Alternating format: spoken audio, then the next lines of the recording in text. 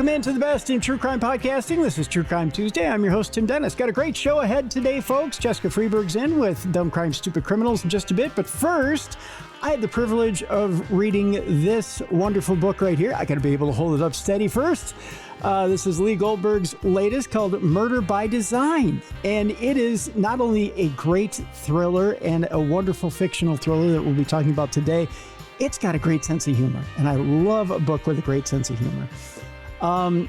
It's got everything in it. It's got murder. It's got solving crimes. It's got a great lead character in Edison Bixby. We'll talk more about that in just a minute. But first, I want to tell you a little bit about Lee. Lee is a two-time Edgar Award and two-time Shamus Award finalist, #1 New York Times bestselling author with more than 60 novels, including the Eve Ronan series, the Ian Ludlow series, and the Sharp Walker series, and 5 books and 2 novellas in the Fox and O'Hare series, which Lee co-authored with Janet Ivanovich, yes. She's this up-and-coming writer. Yeah, up-and-coming. Just riding on my coattails. I hope she'll break out someday on her own. I'm just horrible at last names. I'm sorry, Lee.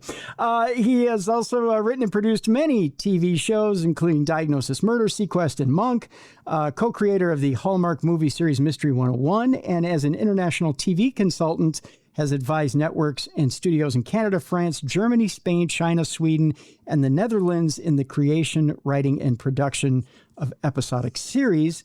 We've got a link to his website in the description of this program. Ladies and gentlemen, let's welcome in for the first time to True Crime Tuesday, Lee Goldberg. Hi, Lee. How are you? Hi. It's great to be here. It's wonderful to have you. Even though I make up crimes, there's nothing true about my crimes. It's great to be here. I wouldn't expect you to commit them for real. That would be that'd be horrible. My wife, she's French, and she actually has told people, if I die before my husband, I don't care if I'm hit by a meteor or a bus. I want a complete investigation, because I spend all my time coming up with murders, for TV and books. You know what? And the murders that you come up with are incredibly original. Okay, so I spent most of my time by reading this wonderful book, trying to figure out exactly who was doing these. That's the point. So who done it? Right. But I was shocked by the end of this. And by the way, no spoilers in this whole thing. And there shouldn't be when you do an interview, a good interview. Because if they spoil the book for you, Lee, don't do the interview with the guy. Yeah. Yeah. Rule number 1. But I spent most of my time in this book going, I can't figure out, and there's a series of different murders, of course, that happen in this book. And Edison Bixby, our wealthy, handsome, brain injured, by the way, which is an unusual twist for this detective. And I'll let you actually talk about some of this in a minute. I know it's rude of me not to let you do this. But he's going along solving these crimes for this insurance agency, and he's getting thrown these different cases, and you're thinking, okay, well, eventually we're going to get the suspects here, right? Or there's a suspect that's going to come up in all of these. And I'm trying to figure out in my mind, who is it? And I think I'm going to get it. And boy, am I shocked. Well, that's the whole idea. I mean, I've written so many of these mysteries. It's a challenge for me to come up with something fresh and new that excites me and makes me want to write about it. And I think we're all bored with the formula, a murder and 3 suspects and Cesar Romero did it. Or, it's just, I'm dating myself by using that actor's reference. Not. But there's a formula to these kind of mysteries. And what I wanted to do with Murder by Design was honor the tropes. To say this is a classic whodunit with the quirky detective and his assistant, but I also wanted to deconstruct it, sort of make fun of it, acknowledge what the formula is, and then turn left. In the case of Edison Bixby, we have a character who is, on paper, it seems like your standard detective with a superpower. He's Nero Wolfe, he's Sherlock Holmes, he's Adrian Monk. He's a character who's a social outcast and has a unique ability to observe things. But unlike all those characters, Edison Bixby is rich, good looking, He's not celibate. He gets laid all the time. Drives wonderful cars, and he's leading this dream life, and that doesn't happen with most of these other detectives. And yes, he does have a superpower in that he looks at the world through design. We live in a world that we think is natural, and it's not. We spend most of our time in what I call the built world, that man has built around us to control nature or to control us, and we don't realize how manipulated we are. We move through this world like sheep, but Bixby can see it, and he can see how it motivates crime, makes crimes possible, maybe even inevitable. Inevitable, not eatable, inevitable. But Bixby has a weakness, which was he can be a pain in the ass, and someone had a little bit too much of his pompous, sanctimonious criticism and shot him in the face. And as a result, he has a neurological disorder that has limited his ability to think before he speaks. He will say whatever is on his mind. He can't stop himself. And we all have offensive thoughts that we keep to ourselves. But if he thinks somebody's fat, he'll say, "You're fat." If he thinks somebody's hot, he'll say, "Nice ass." So he needs somebody around to sort of buffer, clean up after his messes, so he doesn't constantly get sued and offend people. And that's the role of his assistant, Wally Nash. And Wally comes to believe that maybe Bixby's neurological disorder is more like Columbo's BS, just one more thing, where you think Columbo's a moron and he's not. He's a shrewd detective. So that's sort of the fun of the book. Or at least I hope it is. It's a lot of the fun of the book, and that, but like you said, there's that brilliance to Edison that he's thinking on so many different levels, but at the same time, he's got no control. No. And Wally comes in, and what's interesting about Wally is he's new to the job, and Edison has this other quirk to him in that he doesn't seem to be able to hold on to assistants either, does he? No. And in the world of there's a book I read, I think it was by Paco Underhill, who wrote a book called Call of the Mall, and he's I think he's a cognitive scientist. He looks at how design shapes behavior, and he doesn't like to use graduate students in the sciences as his assistants, because they come into it with preconceived notions of how things should work and theories they want to reinforce or contradict. And he prefers to use artists, painters, actors, because they look at the world in a much more creative way, and they aren't trying to prove anything. They just see people in a unique way. And so Edison Bixby has that same idea, and he wants to bring in artists as his assistants. And he brings in Wally, who's a failed actor. Well, not really failed. He does a lot of prescription drug commercials for people with bad hemorrhoids and skin conditions and stuff, where he plays corpses on NCIS. And he brings to Edison Bixby an understanding of the motivation of characters. He can sympathize with people in a way that Bixby can't. And the two of them together kind of become the perfect detective. And in a way, sort of a married couple. They banter. And there's no homoerotic side to this, though I make jokes about that as well in the book. But they're really the perfect partnership, and they get on each other's nerves. And that's sort of, again, I hope part of the fun of the book, their conflict and what they bring out in each other and how they challenge each other to be better people.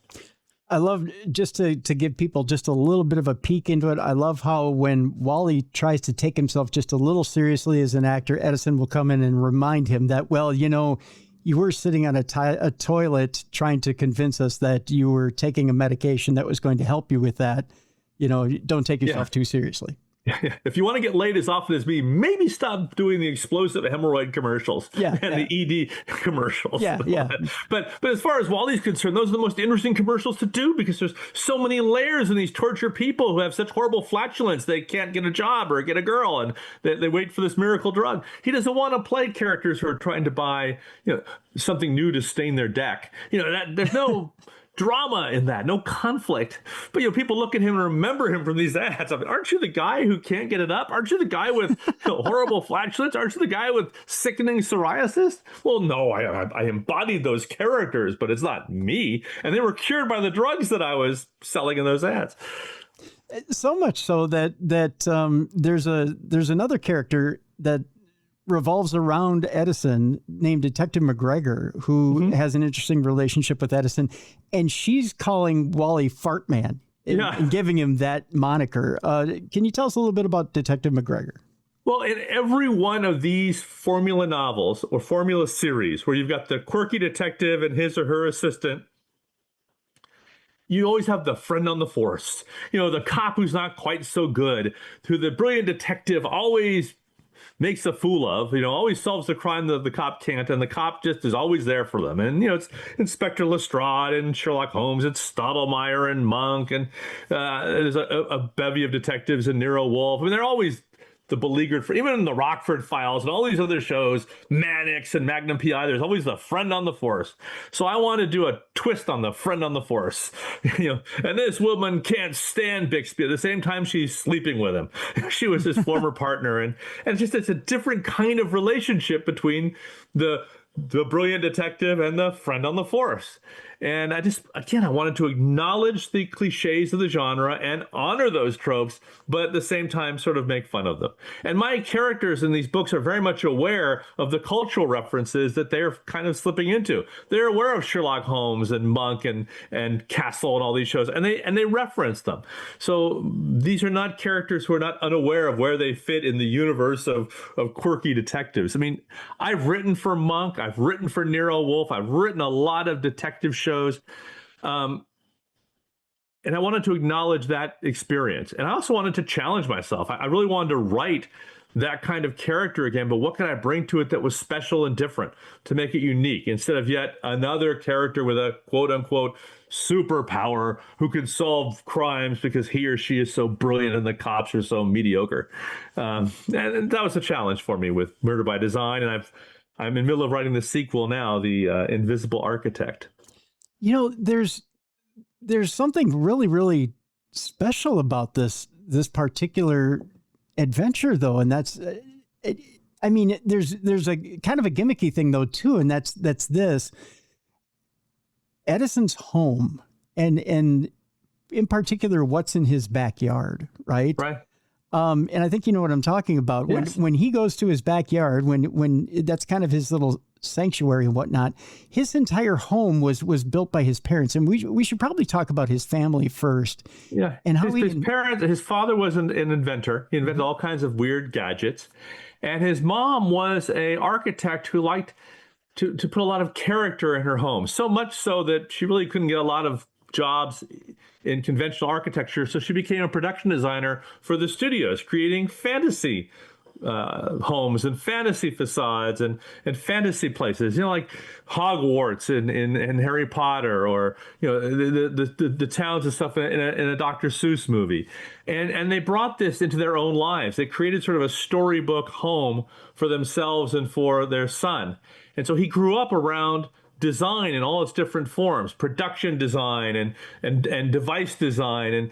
And his parents were killed when he was a teenager in a tragic automobile accident on a freeway. And his father was posthumously made responsible for it. They said he was driving drunk. He wasn't. And Bixby, as a teenager, was able to prove that his parents were murdered by the freeway itself and by the design of the car. And as a result, he succeeded and became a multi-millionaire as a teenager. And so he's independently wealthy, but he has this desire to use design to solve problems, and becomes an LAPD homicide detective. And he's got the 100% closure rate, and he's doing great. He's arriving at crime scenes in a Bugatti Chiron with a bubble light on top and wearing a Tom Ford suit, James Bond arriving at a crime scene, until he's tragically shot in the face. And he has to change his career. So he's an outrageous, outlandish character that, yes, is unbelievable. I mean, and I did that on purpose. I made him larger than life. But that home he lives in that you just referenced is actually inspired by a real home that I visited that was related to a friend of mine. And that home was tragically lost in the Woolsey fire.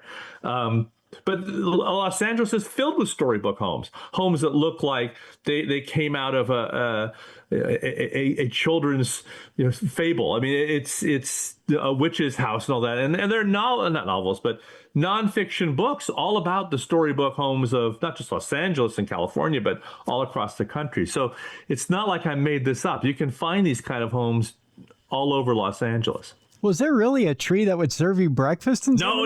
I made that up. Really?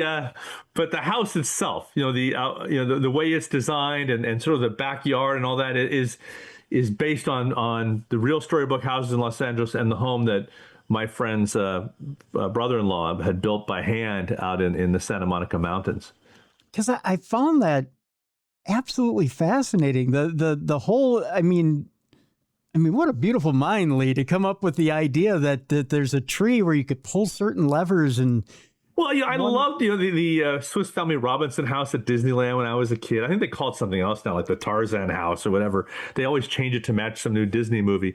But also, Gilligan's Island and just how you make bizarre Rube Goldberg kind of devices out of vines and pulleys and water and things, and I just kind of expanded that for Edison Bixby.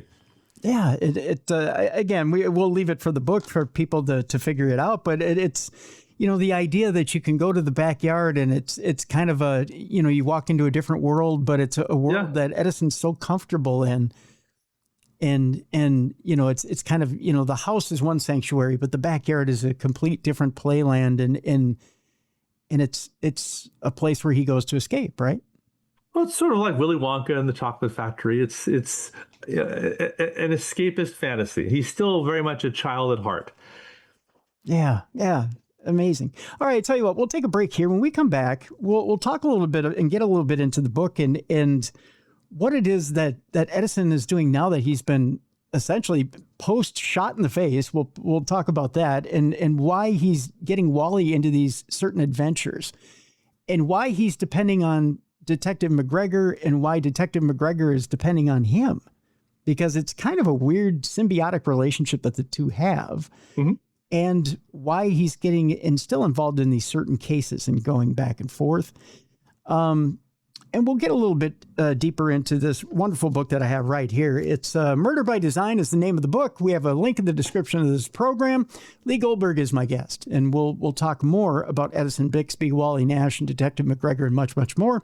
But first, I want to tell you about a wonderful place where you can go and get a bit of a bite to eat, maybe some entertainment, and a drink, and much, much more. Jelly Bean and Julia's is our sponsor today, and at Jelly Bean and Julia's, Corey and Coley treat you just like family. Their specials today through the rest of the week, Tuesday, Wednesday, Thursday, happy hour, 25% off all appetizers, excluding the appetizer sampler, half price off single pour well drinks, half price off Mick Golden Light and Coors Light taps, and half price off domestic cans and bottles. Of course, Friday, folks, the smoked prime rib dinner every Friday night. I've told you about this dinner before, folks. It's going to be one of the top 5 dinners you ever have in your entire life. I'll guarantee you this, that 14 or 16 ounce smoked prime rib is smoked for 12 to 14 hours beforehand in that huge, giant walk-in smoker that Corey has there on the premises. That smoked prime rib comes with the Boston baked potato, the Texas toast, and the wonderful tequila berry salad, the sweet and tangy dressing with the croutons, the bacon bits, and much, much more. And you get a huge salad with it, folks, that huge tequila berry salad.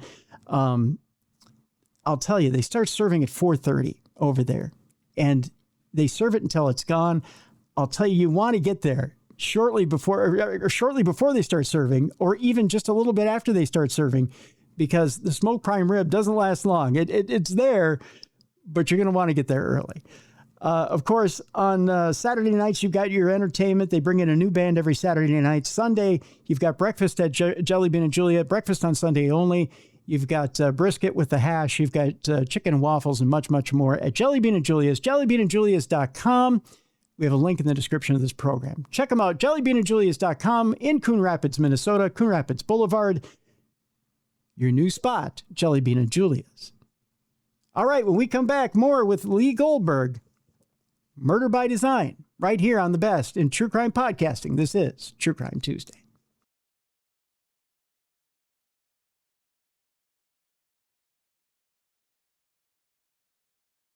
Welcome back to the best in true crime podcasting. This is True Crime Tuesday. I'm your host, Tim Dennis. The book is right here, Murder by Design. Lee Goldberg is my guest.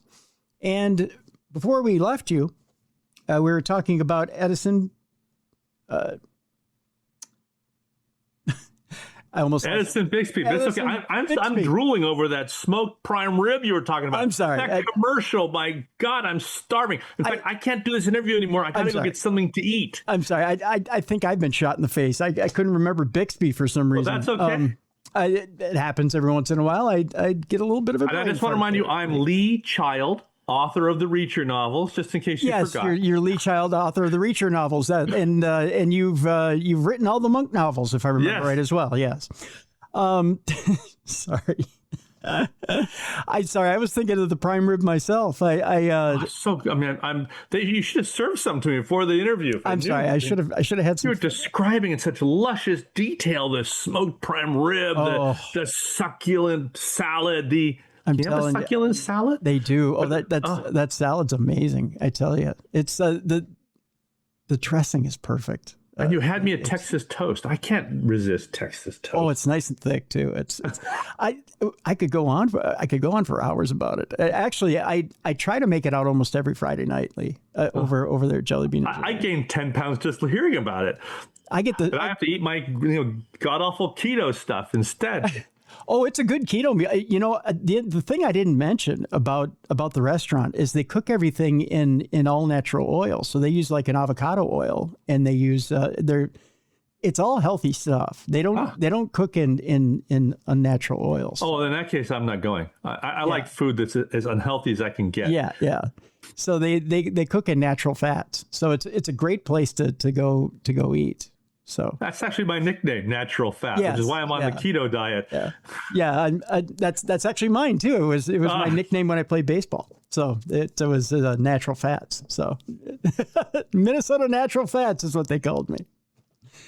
And then they also they said, "What, you act like you've been shot in the face?" When I was out in the field, that's why I would get hit by baseballs in the head when I played right field. So.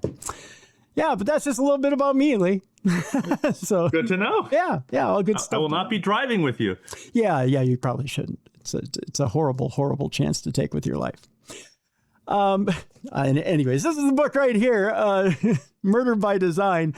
Lee Goldberg is our guest. Edison Bixby has his struggling actor and sidekick that is keeping him in check, but we haven't really told people what it is that Edison is taking him out on or who he works for. Can you tell us who Edison is working for now that he's not on the police force? Because he's obviously not on the police force anymore. He's counting on Detective McGregor for a reason.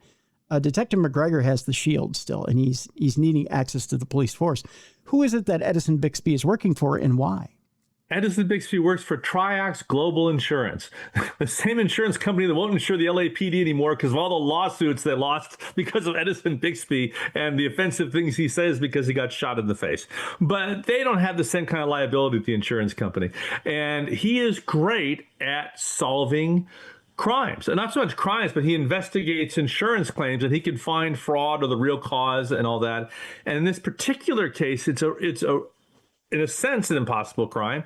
It's not even a crime to start with. In a new shopping mall, a woman falls down a flight of stairs and gets impaled on some rebar of a new display case that's being built. And it's an accident that was witnessed by hundreds of people. No one pushed her down the staircase. She walked and fell and got impaled. And the insurance company represents the mall, which is on the hook for a huge amount of money because of this death. And they're getting terrible publicity because of it.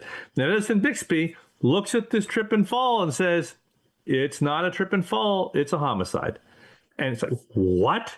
And he goes about proving that the mall itself was an accomplice to the murder, but didn't commit the murder. This was actually done by someone. And it seems like, how could it be done by someone? No one pushed her. There's no one around her. And that's the impossible crime that Bixby solves. But once he solves it, he has to find who's behind it and why. And that leads to more interesting crimes. And along the way, he's also solving other situations where design played an unusual role in how things occurred.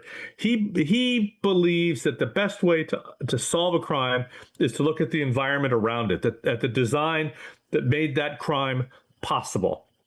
I was inspired to write this book and to create the Edison Bixby character by a quote I bumped into or stumbled across years ago. I can't even remember where. And I'll probably mispronounce this man's name, so forgive me. Sure. But a famous architect, he was like the dean of the Columbia School of Architecture, or Columbia University School of Architecture. Bernard Tashumi had a quote that perhaps the best way to understand architecture is to commit a murder. And his premise was that any crime that's committed is not possible without architecture or design making it possible. And if you look at the design, it will lead you back to who done it and why. And once I started looking at the world the way Bernard Tashimi talked about it, I mean, I've read, at the back of my book, you notice I have a ton of citations of all the books and papers I read. There's a whole science behind how we are manipulated by design, how we are constrained by design, how we're made to do things by design. Mm-hmm. Just look at a freeway, or look at an escalator, or look at a grocery store, or look at a shopping mall. They're all monuments of design that push us in certain ways. A casino is an excellent example of design and how we're manipulated into spending more and drinking more. And yeah. So once you understand that and you start deconstructing it, I saw a new way to look at the world, and created a character and a mystery series around that. So let me ask you this, Lee, because there's an interesting scenario in this book where someone's killed with a letter opener. Okay. So without giving away too much, what's easier for you as an author? Is it easier to kill somebody or deconstruct it and find the person who killed them? In other words, is it easier to do the actual killing, or to go back and reconstruct it and explain who the killer is? I actually don't start with either one of those things. Okay. I start with character. What would be an interesting situation to put my character in that will put him or her in conflict and create humor and or drama that will really push them to their limits? And then that's where the crime comes from, whether I'm doing a police procedural or a whodunit. And in this case, I kind of backed into it by having a mentor of Edison Bixby's accused of a murder that he absolutely had to have committed. It was done in broad daylight in front of a whole bunch of witnesses, but he's actually innocent. And then but I knew I had to come up with a crime where design was an element, and the whole concept of affordance, which is used in product and tool design, that certain things are designed to do, like a letter opener is designed to open letters, mm-hmm. but it has other affordances. You can use it as a weapon. You could use it as a screwdriver. You could use it to scratch your back. You could use it for all kinds of things, things that were not in the mind of the person who designed the object. So that's where I got into the crime. And then once I have the crime, I then just look at how can I take it apart? Where can I find the mistake that the perpetrator made or didn't even realize they made? What is the design issue that will allow, in this case, design issue to allow my detective to solve the crime? It just sort of unfolds like that. I will say that the crimes in Murder by Design are the hardest I've ever had to plot. I've done a lot of mysteries, and because I'm constricted in this one by design, it made it very difficult. Plus, I created a ridiculous bar for myself, all these impossible crimes. Probably the only comparison for me would be the Monk books and episodes that I did, where the crimes have to be solved by virtue of Monk's obsessive compulsive disorder and his need for symmetry and his fear of viruses and things, germs and things. That's his way of looking at things and from a unique perspective that allows him to see the solution to the crime that nobody else does. This was harder, though. Yeah. And I hate myself for it. Like I said, I'm in the middle of writing the second book, and I just want to kill whoever came up with this idea until I realized it was me. It's much easier for me to do police procedurals, which are more like unfoldings rather than whodunits.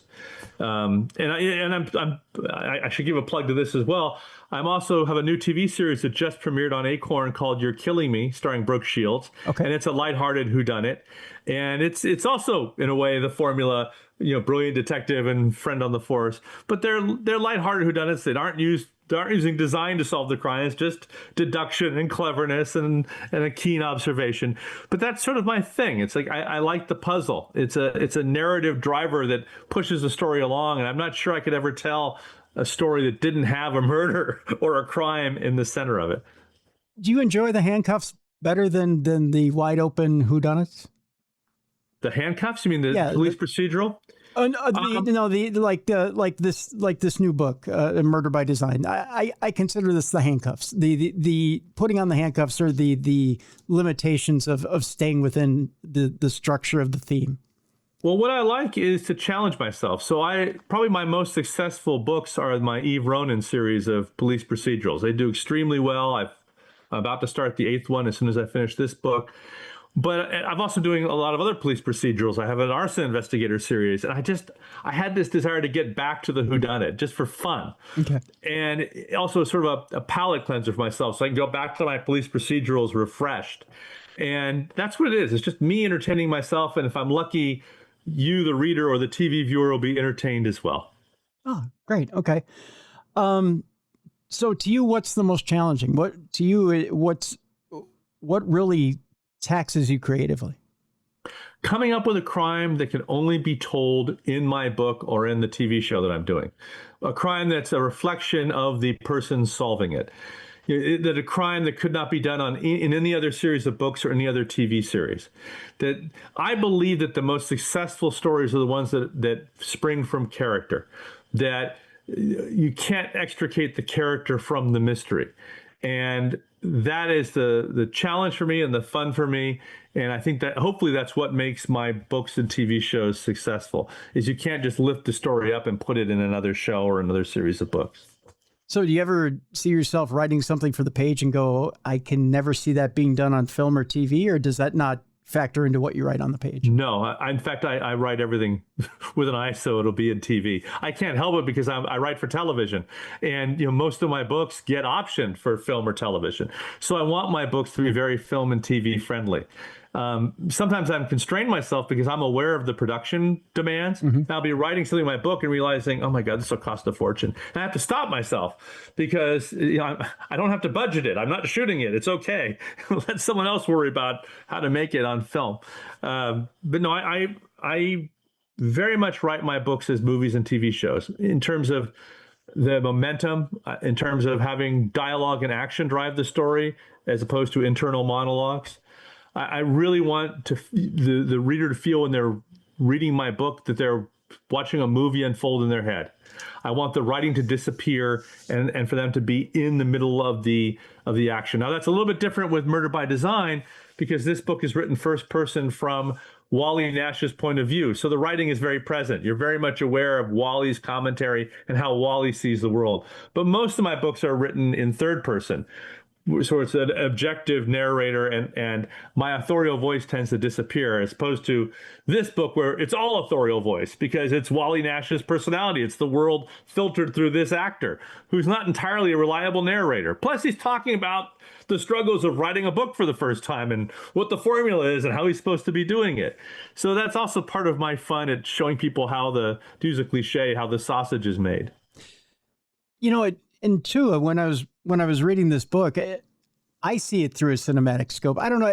A lot of times when I read, I guess maybe that's how I judge ease of reading too. If I can see it in my mind's eye on a screen, then to me, that I don't want to say I judge a good book from a bad book as to whether I can see it screen worthy or not. But yeah, this to me was very much, I see it boom on a screen and it translates very easily. So I want you to get lost in the book. And if you get lost in the book, then you are seeing it unfold in your mind. If I write really clever stuff and beautiful descriptions, you're looking at the writing. And then you're reading something. You're looking at the words, and I don't think you're getting into the story. I don't fancy myself a literary fiction writer. I don't want you looking at my writing going, oh, isn't he a great writer? Isn't that a clever turn of the phrase? I want you just to get so lost in the story that you forget you're reading and the world kind of disappears. That's my goal. It's not to call attention to myself in the way I construct a sentence or a paragraph. I hate to jump ahead to the next book. I don't want to jump ahead to the next book at all, but with the, because I don't want to give anything away about this book. But with the next book, do we see, oh God, no, you know what? Don't give anything away. No, but I mean, it will be Edison Bixby and Wally Nash solving crimes like they did in the first book. Okay. I was going to say, do we see a certain amount of growth with Wally? I mean, is there? Yeah, you see growth. I mean, I don't want to do a book series that's static. Okay. So these characters have to evolve. People who read my Eve Ronan novels have noticed a real evolution in her character and situation from book to book. I acknowledge what happened in previous books. In fact, she still is recovering from injuries she suffered in previous books. So I don't believe in sort of the Nero Wolfe model where he started, Rex Stout started writing these books, I think, in the 1940s. Mm-hmm. And in the 1970s, they were still the same characters. Nothing had changed. And I believe characters have to evolve. You look at my friend Michael Connelly's books, and Harry Bosch has had a lot of different things happen in his life. He's got new jobs, new life experiences. He's still Harry Bosch, but he's changed. And I think it's important to have a character change with time and have new conflicts and new situations, because we all change with time. But at the same time, I'm aware that what readers want and what viewers of TV show want are, we have a phrase in TV, the same show every week, only different.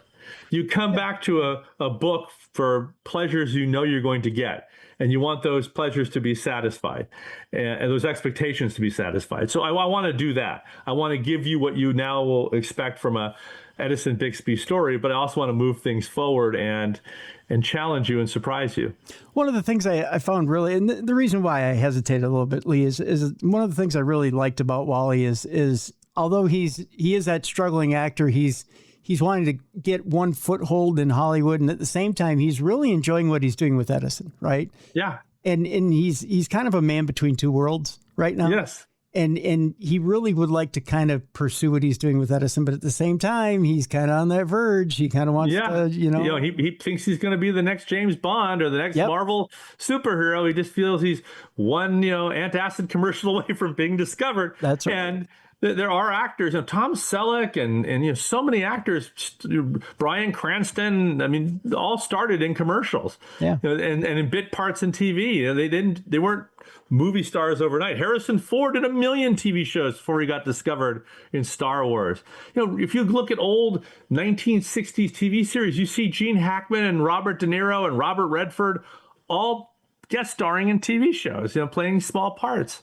It's just the way it was, way it is. I mean, people forget that Clint Eastwood toiled for years in Rawhide before he became a movie star. George Clooney started in a bunch of bad television shows before he broke out in ER. Yeah, it's just the way it is. And Wally Nash feels that day is going to come, that working with Edison Bixby is just his day job. And I'll just... We'll leave it at this note here, Lee. You left it at such an interesting point at the end of the book. I don't know where you go with number 2, but I don't either. I'm struggling with it. I'm not even sure I pulled it off. We'll see. I'm so interested to see where the second book goes, because but I'm there for it. I'm there for it, Lee. I want to see it. I'm racing to meet my deadline. This book, the sequel, comes out this time next year. To add the pressure to me, it's already available for pre-order. I haven't finished writing the damn thing. Really? And it's already available for pre-order, so I better not screw it up. Wow. Well, I'm going to encourage everybody to go get this right now. Lee Goldberg, Murder by Design. I'm telling you, folks, it's a wonderful book. It's funny. It's got twists you're never going to guess. You're never going to guess the killer at the end of this book.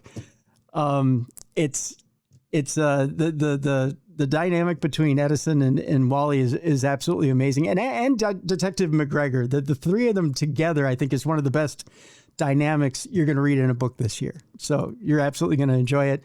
Lee Goldberg, I want to thank you so much for being on today. Oh, my pleasure. I have to go get a smoked prime rib now. You know what? Come on up to Minnesota. I'll treat. It'll be my treat. So I greatly appreciate you being on with us today. Thank you so much, my friend. Folks, it's time now for us to change gears. It's time now for us to bring in Jessica Freeberg, and it's time now for Dumb Crimes and Stupid Criminals. It's Crayon News story time.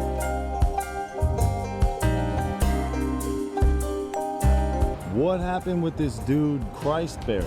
I heard he cut his penis off and then jumped off a balcony.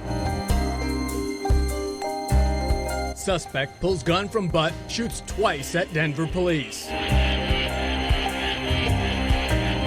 What is your emergency? I need help. And what's the problem? I'm too high.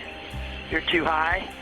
Yeah. It's that time again. Time you've all been looking forward to. It's time now for Dumb Crimes and Stupid Criminals, the post-holiday edition. With that, I bring in my co-hostess, who says, by gosh, there's no such thing as holidays at the Hindustan Post. And Binder says, I submit to that, sir and madam. I get that. Because I get that books are a 24/7, 365 type deal. And he says, bring it on. I'm ready. In fact, I brought in the big barrels of ink. I got the big rolls of paper. I'm ready for the charts to be destroyed. He said, he told the kids and the family, by gosh, you fend for yourself. You go out and slay the elk or whatever it is they eat over there in wherever they make the Hindustan Times. I have no idea where they make the Hindustan Times. I don't know. I haven't looked to see where the publishing offices are. But I said, it's okay, Binder. You can take one day off. You know, Memorial Day, we took a day to remember our war dead. You can remember yours as well. It's okay, Binder. Relax, take a breath, have a barbecue, do whatever it is you need to do. We'll come right back to you tomorrow. And he was like, all right, thank you. Appreciate it. So he did. He and the family took a day off as well. And now we're right back to business. So ladies and gentlemen, with that, here she is. Destroyer of charts, eater of worlds, Jessica Freeberg. Hi, Jess. How are you?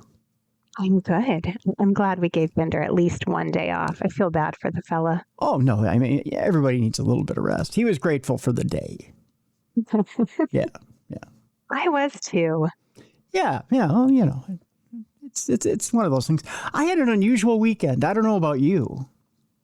It was pretty calm. Was it? What happened? Yeah, I went golfing. So. Did you? How'd you do? Let's start out with, I want to hear about your relaxing weekend first before we jump into mine. We'll start with relaxing and then jump into wild, huh?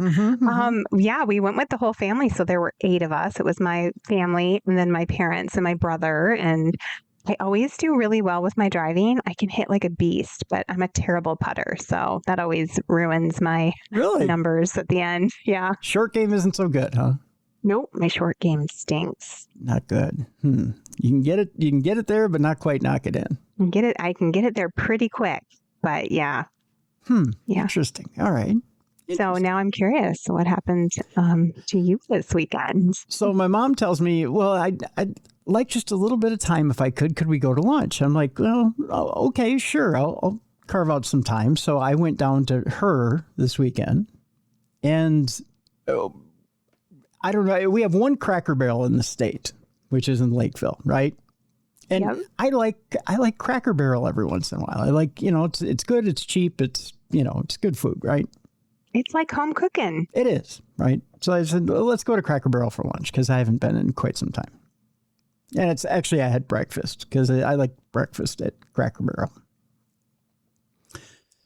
So we went over there and on the way back, my van starts acting up and the temp gauge starts acting up. I'm like, what is going on? I'm thinking, well, maybe it just needs fluid. So I go to put fluid in. It keeps hitting the hot side of the gauge. Well, of course, she needs to go pick up prescriptions and that isn't understanding. My gauge is not coming back down. So I barely get her home. Oh, no. And I'm like, what am I going to do? And I'm like, well, I only have a handful of people I can call. My dad just had cancer surgery. I can't call him. Right. And I really can't call my uncle either because, he's got things going on as well. So I'm kind of on my own here. And I've got probably 1 or 2 other people I can call. One of them is our co-host, Travis. Oh. So I got a hold of Travis. And I said, brother, I'm in a, pardon my language, I'm in a shit situation here. I'm like, I don't know what I can do. Well, he has a friend who is a auto mechanic, because keep in mind, this is Saturday afternoon now on a holiday weekend. All the shops are closed. So it's either I use my insurance plan, get a tow it to a shop where it's going to sit there till Tuesday and not get worked on. And that's probably going to run me about $500 to $700 I don't have. Right. Right. Or we can try to figure out a way to do it less expensively, which we might be able to do through this friend of his. Right. Mm-hmm. So I talked to Travis about it. Is there anything we can do? Is there any workaround here? Well, he checks into it. He's really good about it. Travis is amazing. If you ever get Travis as your friend, he's an amazing friend. So, so we start looking into some solutions. Well, finally, this mechanic friend can't do it. And Travis just says, F it, we're running out of daylight. You, me, YouTube. And keep in mind, I'm sitting in a parking lot at a Quick Trip. Yeah. Okay. You, me, I'm going to bring my tools. We've got YouTube. We'll take this thermostat out together. Now, most people will go, no. Right. But he's very savvy. Keep in mind, he's taken out a bunch of stuff on his cars. Mm-hmm. And his dad works for an auto parts dealer. All right. Yeah, let's give it a shot. And I'm somewhat savvy, but but the only thing is we're also two old broken down men. So, two old broken down men equal one guy that can work, right? Between the two of you. Yeah, between the two of us. So I'm like, all right, yeah, let's give it a shot. What's the worst that can happen, right? We got it done famously. It took us a little while, but we got it done famously. And I got to thank the staff at the Apple Valley Quick Trip who were very patient with us and let us do it. They're in their parking lot. We were in the back of the parking lot getting it done. But what's funny is at one point, we were actually tailgating in the back of the Quick Trip parking lot because we got a little bit of coolant on the serpentine belt. So we had to rinse off the serpentine belt and let it dry. And in that time, the big rig came in to fill the gas tanks. And we were even talking with the guy who filled the gas tanks, who was wondering what we were up to.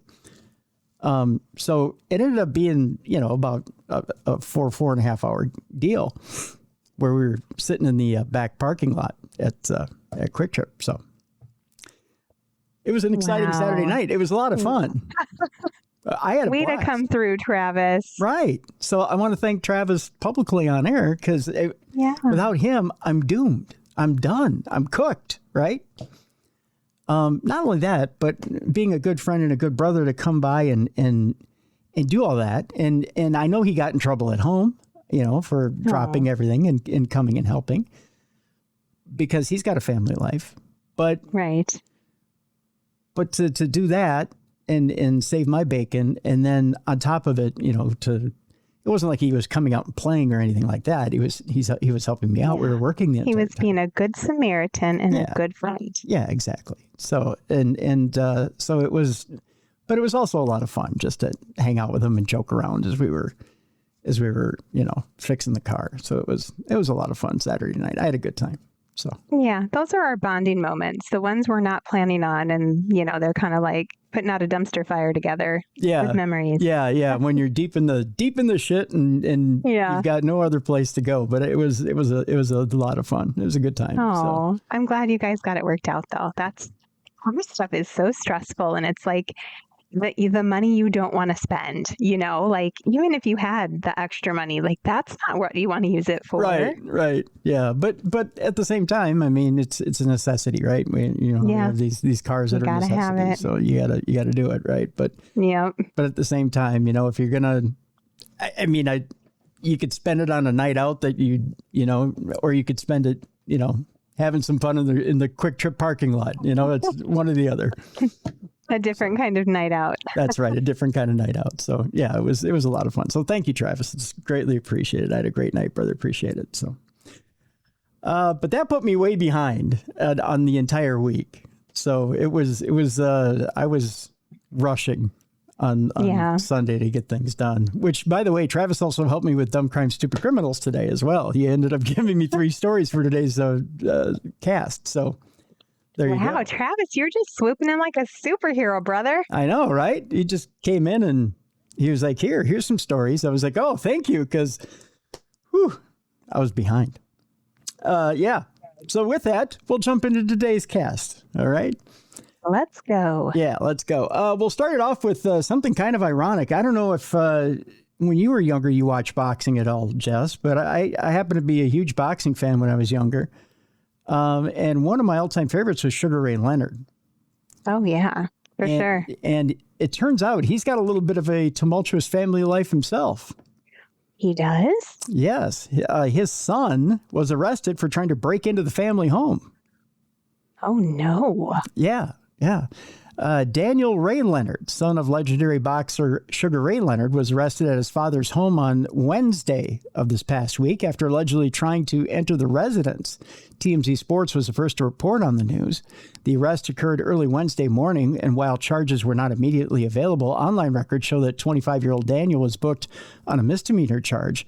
On May 20th of 2026, I know a lot of parents are out there going, how can you arrest your son for breaking into what's supposed to be the family home, right? Well, I mean, if they're not invited and they don't live there anymore. I mean, it's kind of a foreign concept to me that, Yeah. it's a family, Me too. it's Me a family too, but member. yeah. If they need to get in, I mean, especially if they're in some sort of trouble or whatever, why would you arrest them? On May 20th, around 5:29 a.m., keep in mind, it's 5:30 in the morning, officers assigned to the West Los Angeles area responded to the 1500 block of Amalfi Drive for a radio call of a restraining order violation. So Sugar Ray Leonard, has a restraining order out on his son. Oh, no. Yeah. Officers arrived and took the suspect into custody for being in violation of that restraining order. Daniel allegedly tried to turn exterior door handles to the home, prompting Sugar Ray's security team to call 911. That, according to TMZ, police reportedly found him outside the residence and near Sugar Ray's pool house.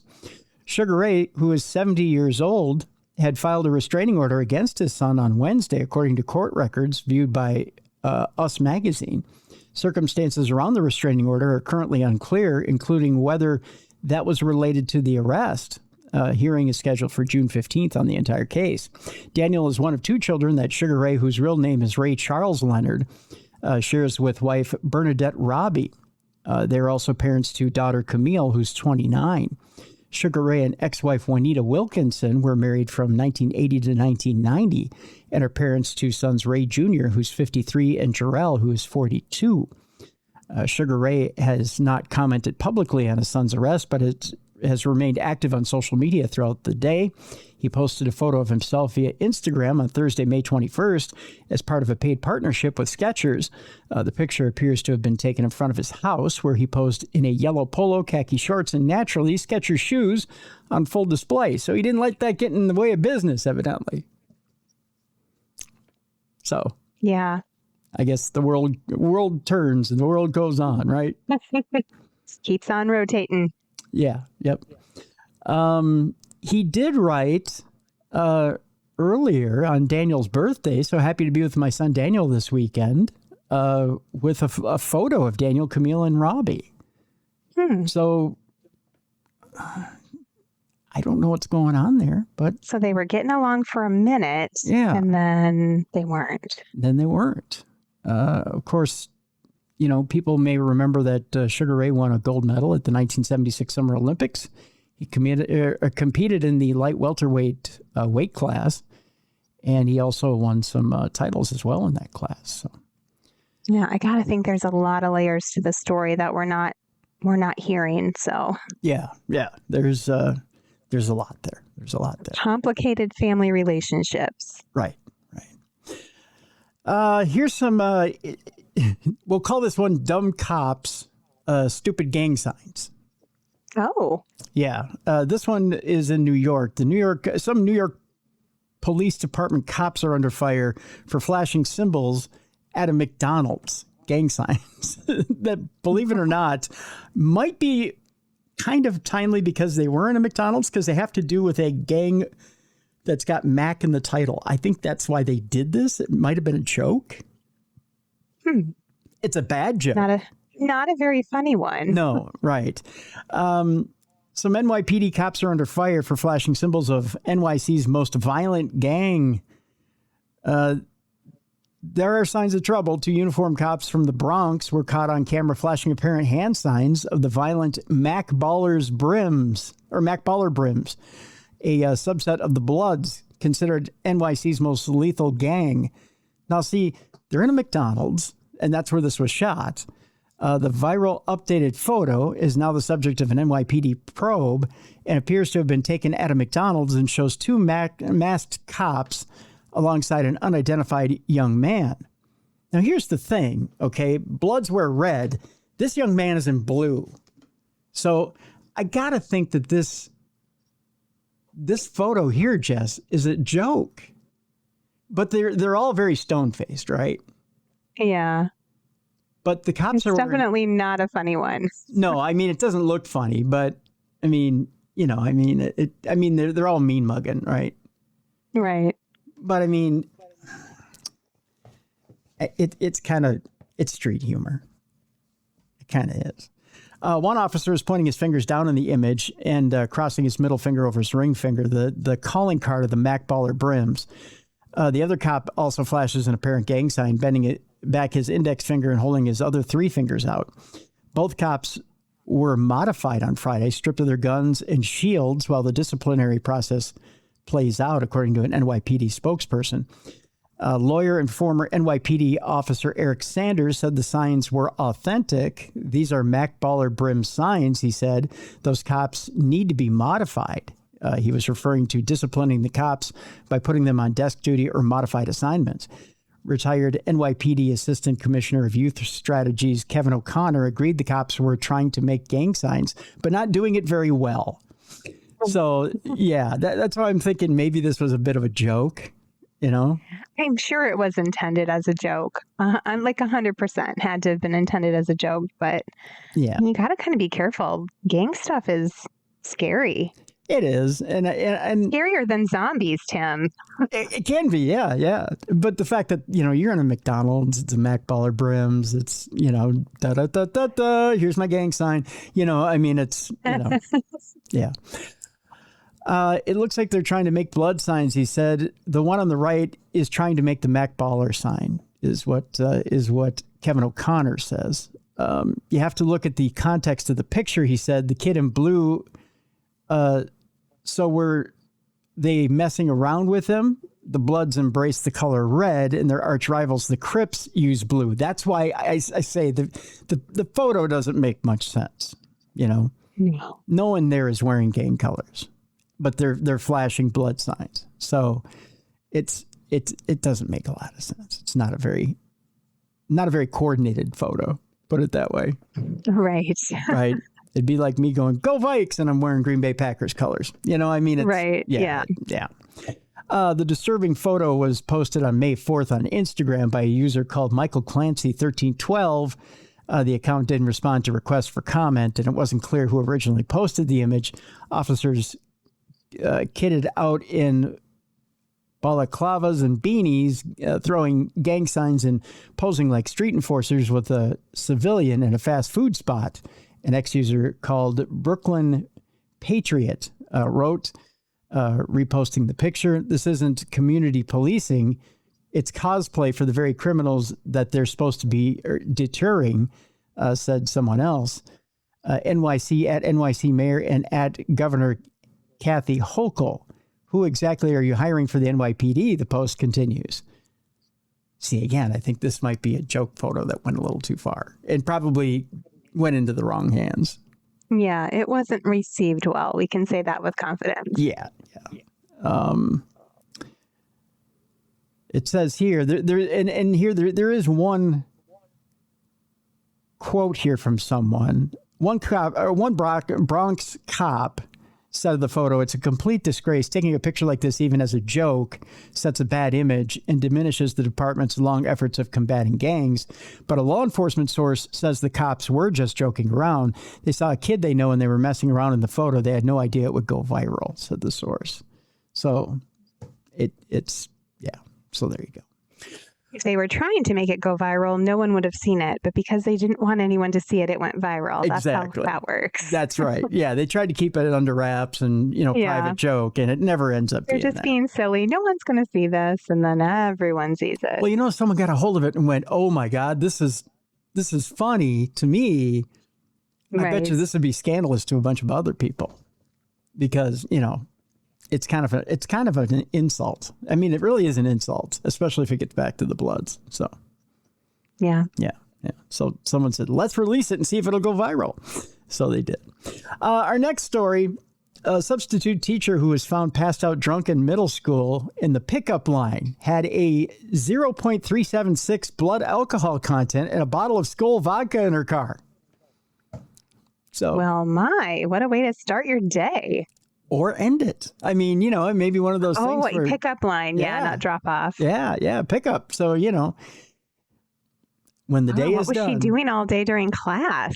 Drinking, evidently. Knocking it back. Yeah, 0.376. I mean, you got to get a start somewhere. Yeah. Of course. Steady stream of rum and cokes. Well, vodka. I mean, it might have been, Oh yeah, you can't smell that, right? That's the secret one. That's the secret one. That's the one you keep. You can keep the breath down on.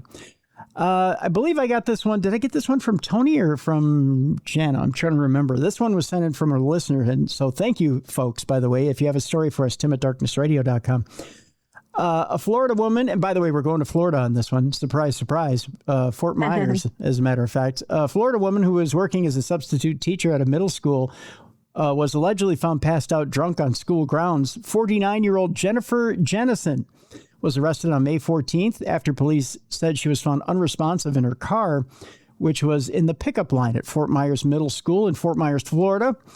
According to a booking report reviewed by Law and Crime, a school resource officer was told by a bystander at 2:34 p.m. on May 14th that there was a woman fast asleep behind the wheel of a car that was parked but running while in the pickup line. So at least she put the car in park. I mean, there's that. If you're going to take a quick snooze, by all means. On the bright side. Yeah, put her in park. The school resource officer approached the silver Subaru Impreza. That's a bit of a tongue twister. And soon recognized it as a car that was allegedly involved in an incident earlier that day. Well, that's what she was doing earlier in the day, Jess. She was stirring up shit. That's what she was doing. According to the booking report, the school resource officer was told that Jennison was having a possible medical episode around 10 a.m. that same morning. When the officer found her, he determined that she was intoxicated and took her car keys. Jennison apparently had a spare car key, which she used to start her car that afternoon before she allegedly passed out on the driver's side. Well, that's handy. I mean, spare car keys are great, except when you use them poorly. For evil. To drive when you're drunk. Right. The officer parked his car in front of Jennison's to prevent the vehicle from taking off and possibly striking children who were leaving school, then used the previously confiscated key to unlock the car and wake Jennison up. Oh, so he had the original. Look at that. Oh, there you go. Yeah.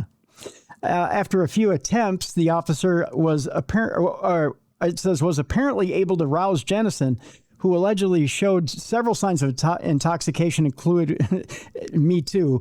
I had a few as well before the show, who allegedly showed several signs of intoxication, including slurred speech, inability to balance herself, and stumbling. According to the booking report, Jennison also spontaneously uttered to officers that she was probably still impaired.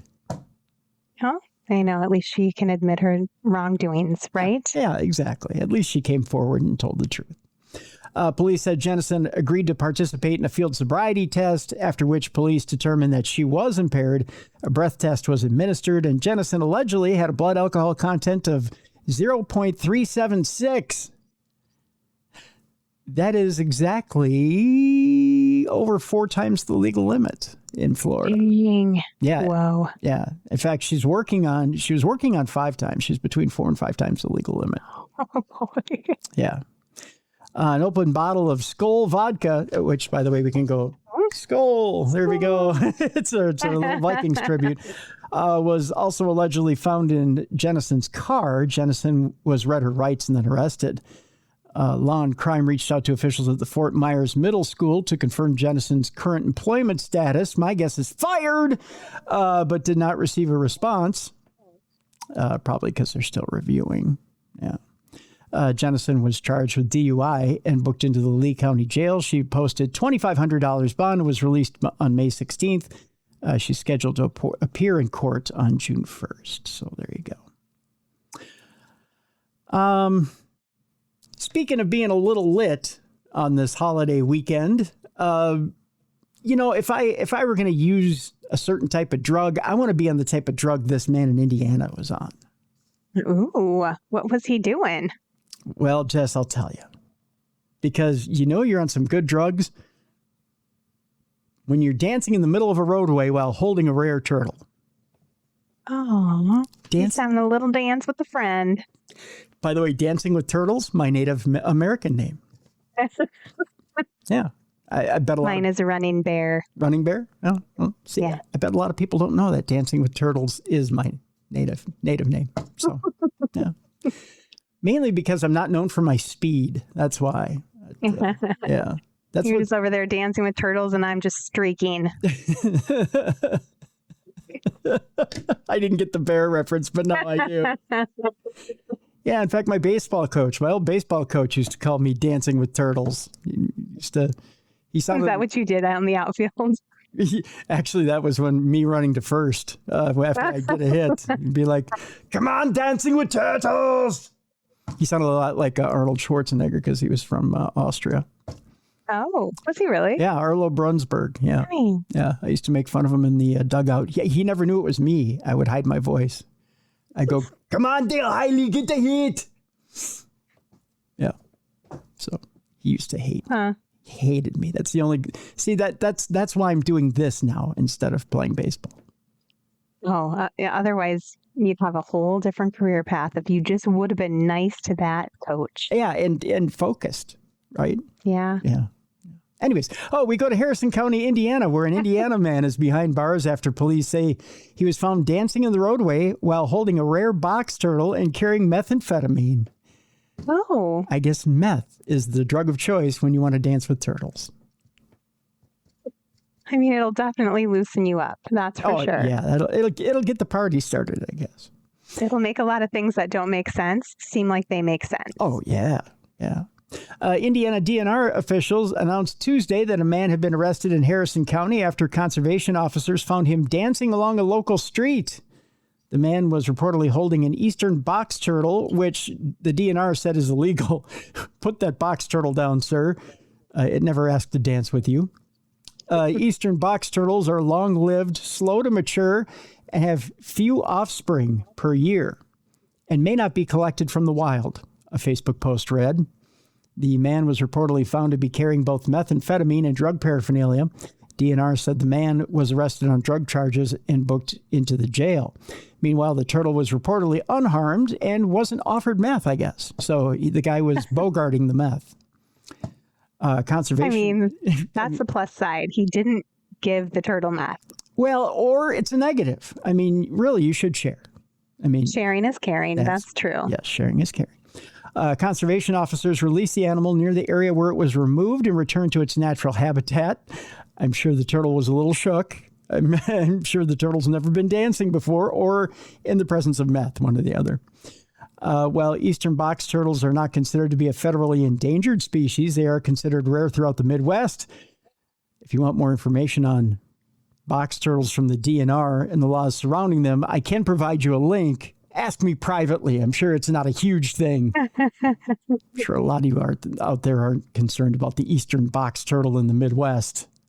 But I can provide you that information if you so wish. Yeah, if you're interested. Yeah. I'm guessing this guy didn't realize it was a box turtle. He probably just saw a turtle and got really excited. It's probably like that little kid who was like, "I like turtles!" And then he went over and he started dancing with it. Yeah, and then from there it was on. It was on like Donkey Kong. Yep. breaking laws he didn't even know existed, That's right. and others that he fully did know existed, Yes. but didn't care. Yeah, but just didn't care. He just didn't give a darn, did he? We're going to go from one childhood fantasy of dancing with turtles to another one, which is catching them all. We're going to the world of Pokemon, Jess, at least for the next couple of stories. Bring out the nerds in us. That's right. We're going to start with one West Palm Beach man who's accused of using a chainsaw to break into a Lake Park store to steal at least $12,000 worth of Pokemon cards. Dang, that's aggressive. Well, like I said, you got to catch them all, and evidently that involves a chainsaw with this guy. By the way, this guy does look like he would pick up the chainsaw out of the garage and go steal Pokemon cards. Yeah, he looks a little unhinged. Yeah. Looks like there's no lights on there on the porch. That's for sure. The owner of Collection Realm in Lake Park contacted Palm Beach County Sheriff's Office on May 21st to report an overnight burglary. A West Palm Beach man allegedly broke into a Lake Park store to steal Pokemon cards using a chainsaw. According to an arrest report from the Palm Beach County Sheriff's Office, Clayton Warren, who's old enough to know better, he's 33 years old. Oh, my goodness. Yeah. Was arrested and charged with burglary and grand theft after the owner of Collection Realm in Lake Park contacted the Palm Beach Sheriff's Office on May 21st to report an overnight burglary. Surveillance video showed a man using a battery-powered chainsaw. A battery-powered chainsaw? I didn't even know there was such a thing. I mean, that's what, 2 steps above a vibrator, right? I mean, it's not very powerful, but okay, we'll take it. I'm not going to mistake a chainsaw for a vibrator. Well, I'm going to keep that away from all the sensitive areas. Yeah, it's slightly sharper, sure. Not much, but slightly. To cut a triangle into the hurricane-proof front window. He chose that, the battery-powered one. He couldn't step up to the gas-powered one. He was scared. It was too powerful. I guess, right? In the process, blood was left behind. He broke the skin, evidently. Warren initially attempted to break the window with a rock. So he went back for the chainsaw, the battery-powered one. He was going in stages, evidently. The rock wasn't working. No. So there, for the first time in his life, the rock didn't work. He wasn't strong enough. Nope. After watching surveillance video, the owner estimated that $12,000 worth of Pokemon cards were taken, both sleeved cards and bulk bonus cards. Surveillance also showed that a man matching Warren's appearance had been in the store on May 19th. Investigators used a license plate reader to locate Warren's vehicle, which was captured on surveillance cameras and found was registered to a West Palm Beach address. A search warrant was provided and Warren was arrested at the home. He's being charged with burglary of an unoccupied structure and grand theft greater than $10,000, but less than $20,000. So it's just amazing how much Pokemon cards are worth. I'm just astounded by that amount. Well, the classic ones are. The yeah. Newer ones, not so much, but the classic ones, yeah. But they'll be classics someday, so... My little brother, I say little brother, but he's, 30 now. His collection, I'm astounded at how much his collection is worth from when he was little, from like 25 years ago. Yeah. My brother still has his too. They're probably in a similar age bracket. Oh, he still has all his Pokemon cards. My brother, when he was 5-6 years old, was rabid about collecting cards and getting rare cards. Yeah. I mean, he would spend not only his allowance, but I think my dad and his mom's salary on Pokemon cards and rare ones at that. Oh my goodness. And he was spoiled, but yeah, he got some rare ones. And yeah, if he's not sitting on a small inheritance, I don't know who is. But yeah, it's insane. With that, there's another story out there that Travis sent along. A man has sued Nintendo after his Pokemon Professor application was denied. And yes, Jess, he comes from your home state. A 34-year-old Iowa resident is seeking $341,000 in damages because he's not a Pokemon professor. I didn't know there were Pokemon professors. Oh, yes, there are. Put some respect on Professor Oak's name, by God. Becoming a Pokemon expert isn't easy. A man from Iowa named Kyle Lee Owens found out the hard way after submitting an application to be an officially designated Pokemon professor. The Pokemon company evidently did not feel his credentials were up to snuff, and now the rejection has turned into a legal rigmarole. As trading card fans may be aware, the Pokemon professors don't just exist in the Pocket Monster universe. The Pokemon company trains people to oversee competitive matches, and the associated job title for this role is Pokemon professor. There are perks to becoming a teacher, like unique swag and special tournaments. To become a certified professor, you need to keep up with the game and its many expansions.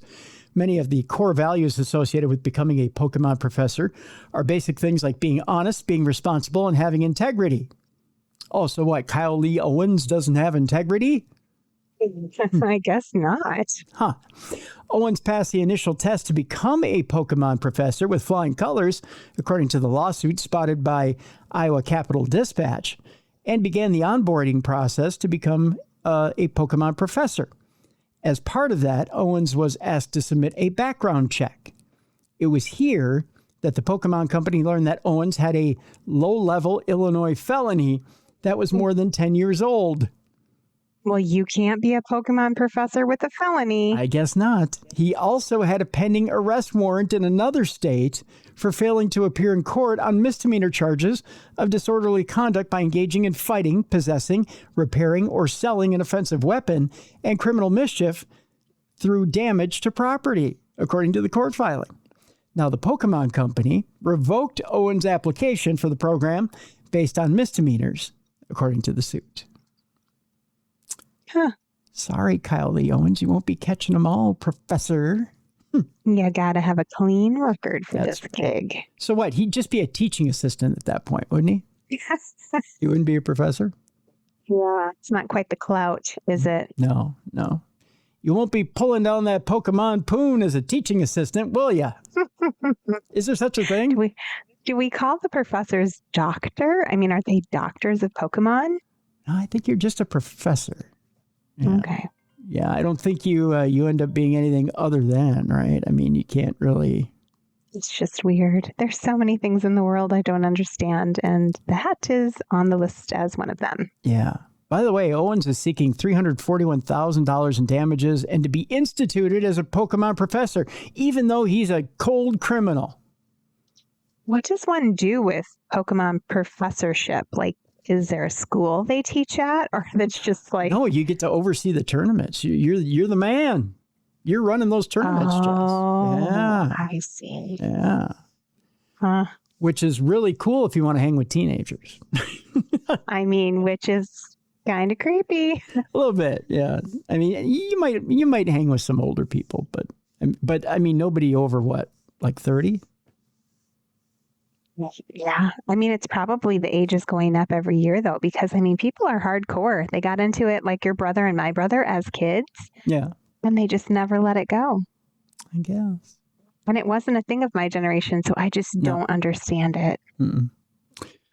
The terms also state that, by the way, it says here, professors are held to an even higher standard than average players. Failure to meet those standards can result in removal from the program without a chance to reapply. Terms also state that the unauthorized buying or selling of items are against the rules. The lengthy rule book does, however, note that some disciplinary actions are given an appeals process. Owens argues that he was not given a chance to make his case.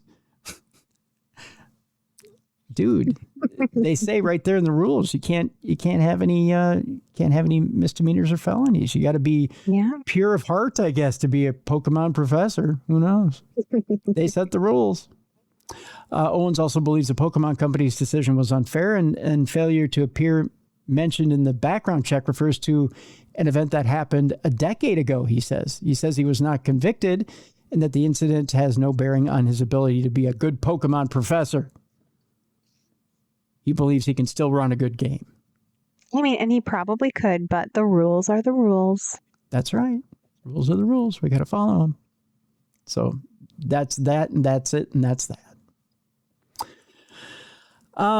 This other one comes to us from Travis as well.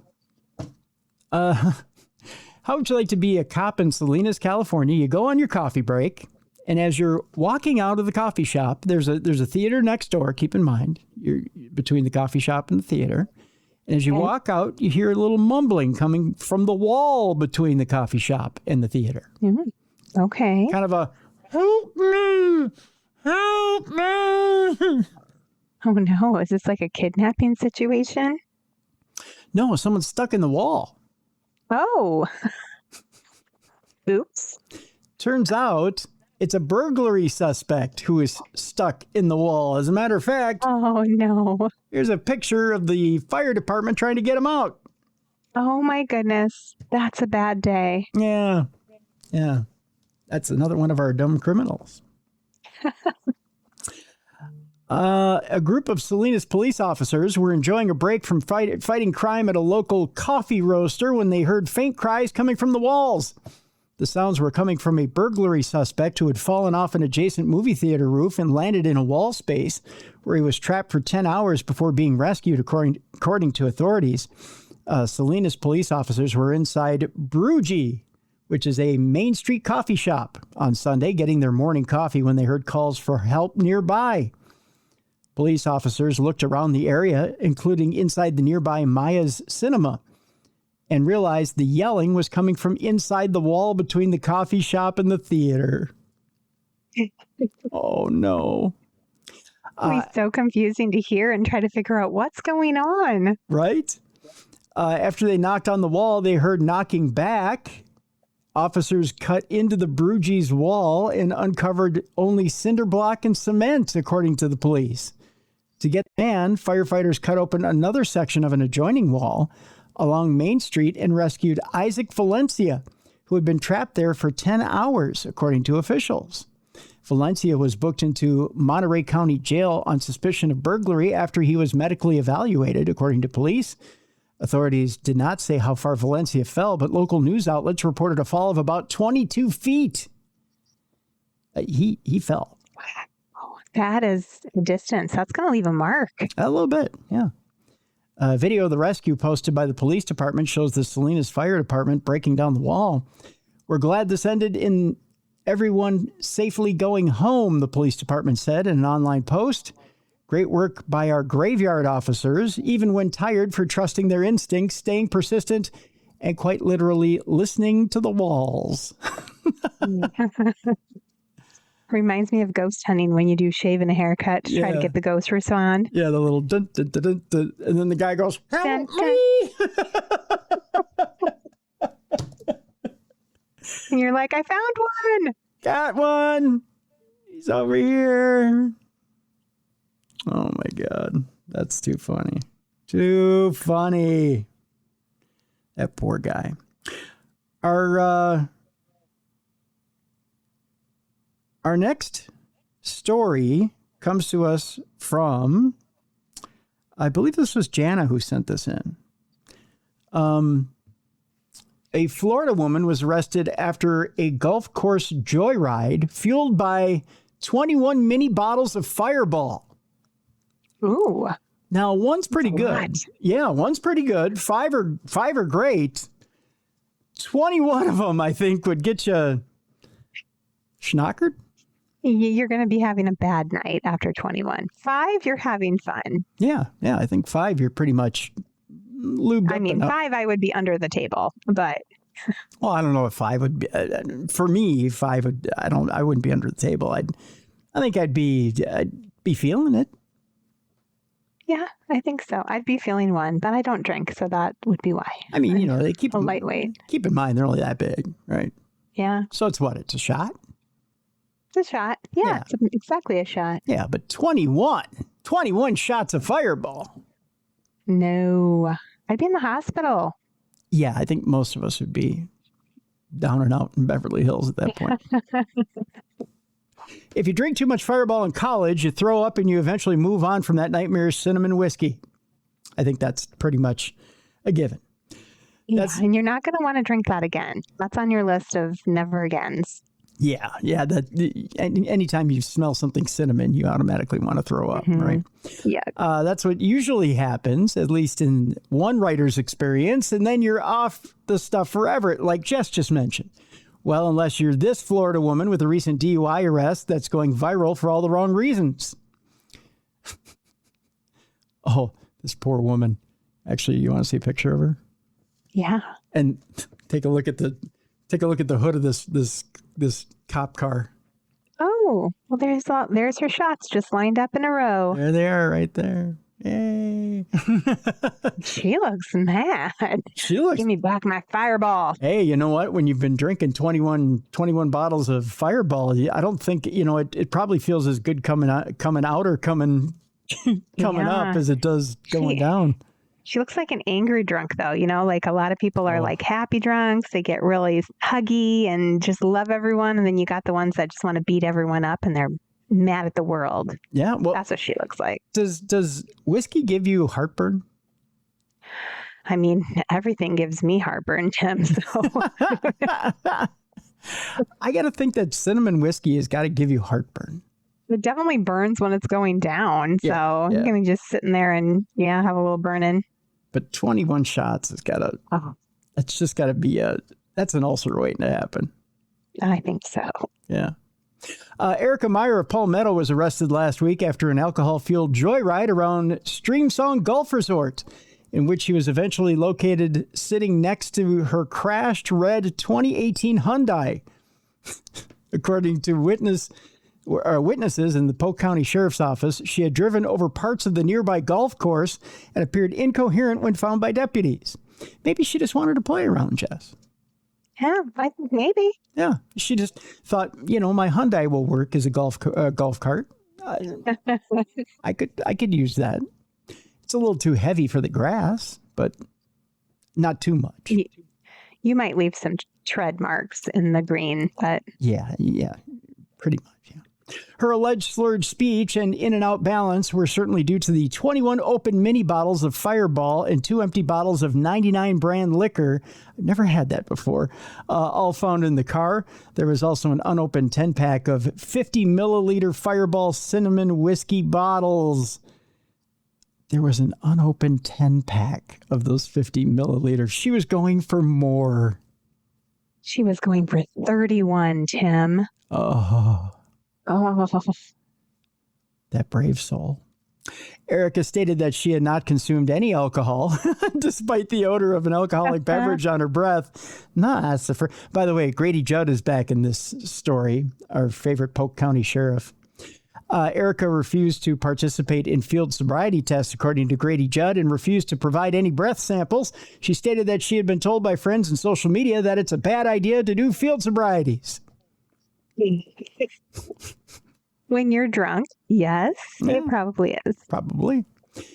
Grady also went on to say she has surely heard over the years from her friends and social media that drinking and driving is a very bad idea, yet here we are.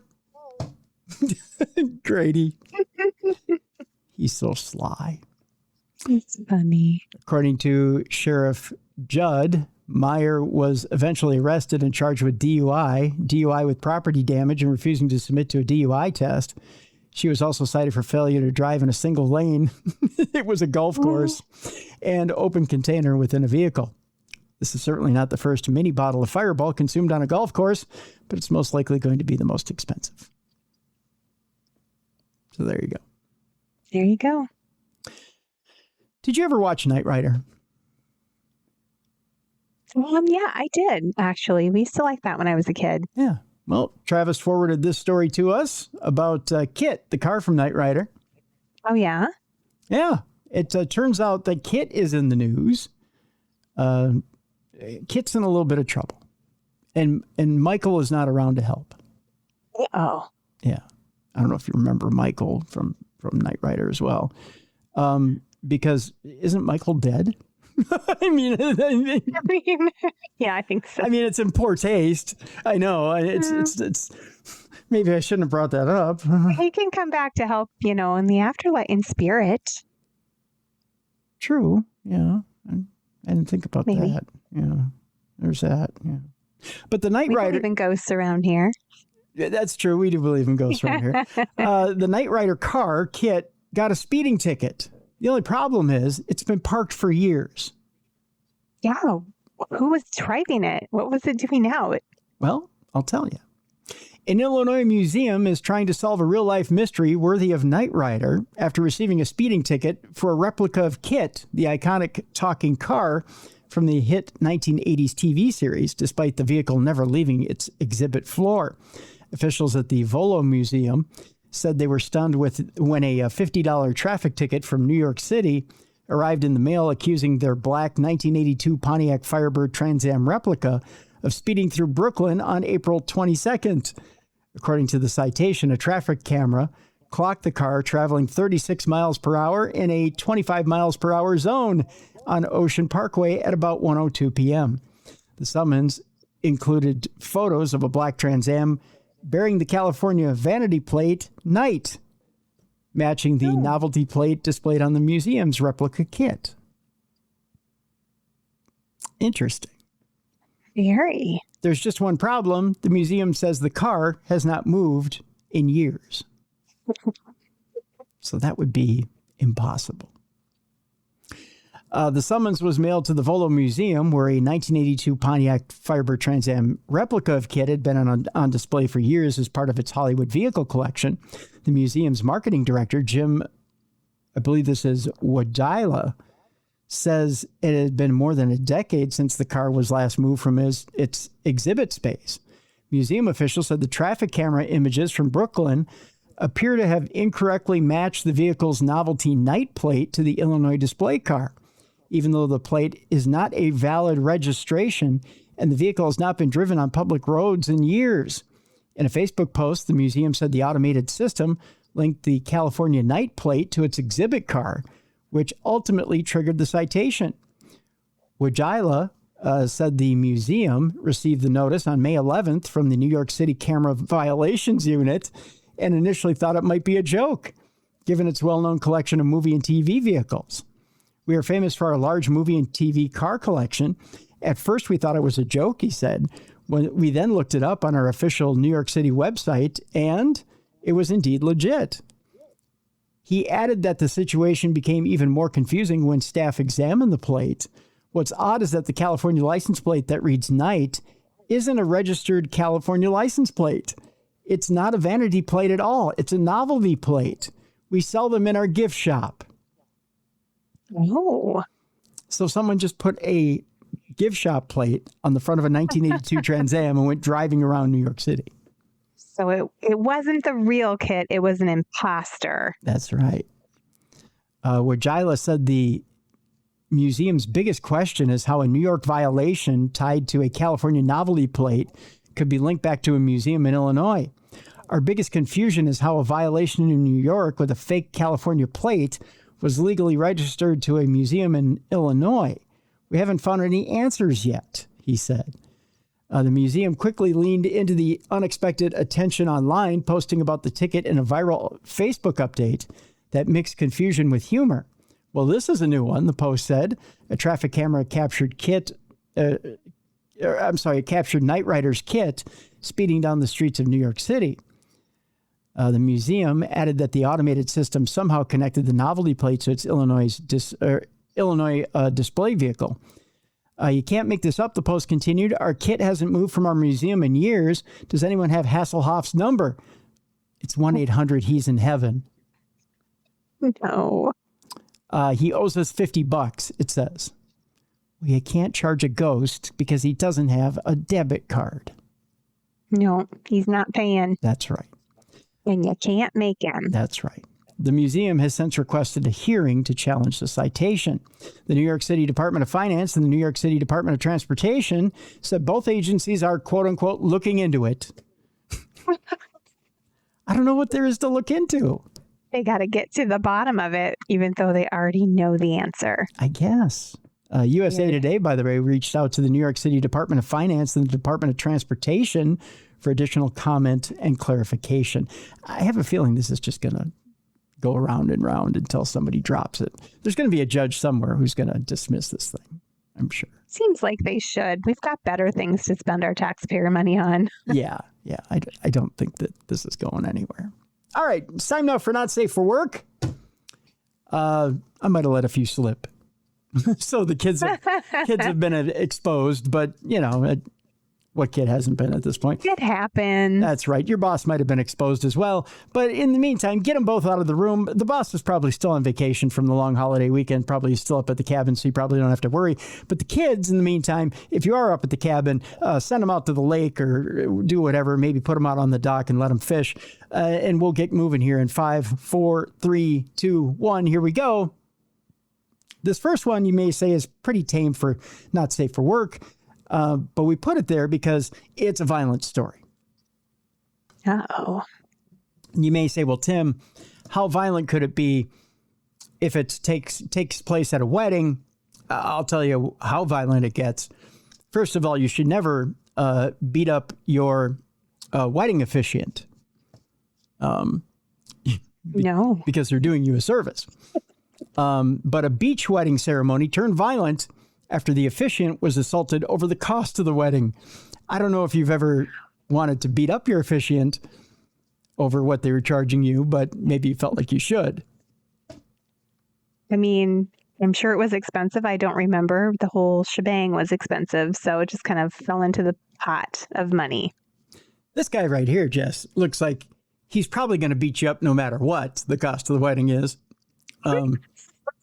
But look at that smile. I know he looks jolly, but he probably also looks like he's holding on to every last buck. We're of course going to Florida, the home of what is it? His wife beater tank top that he's wearing that gave that away, Tim? Yeah. It's the dirty tank top, Jess, that gives it away.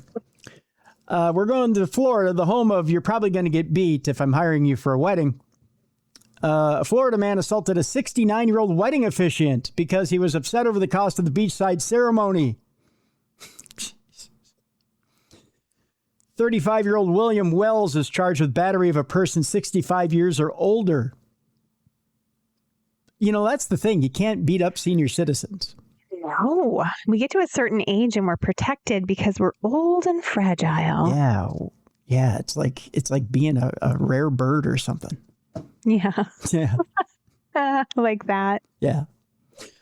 According to a probable cause arrest affidavit reviewed by Law and Crime, the officiant and his employee were packing their belongings around 2:30 p.m. on Sunday after completing a wedding ceremony at Tornita Park in Port Orange when Wells approached them. Oh, this should be good. You know that wedding you just did? I'm going to beat your ass! How do you approach him on that deal?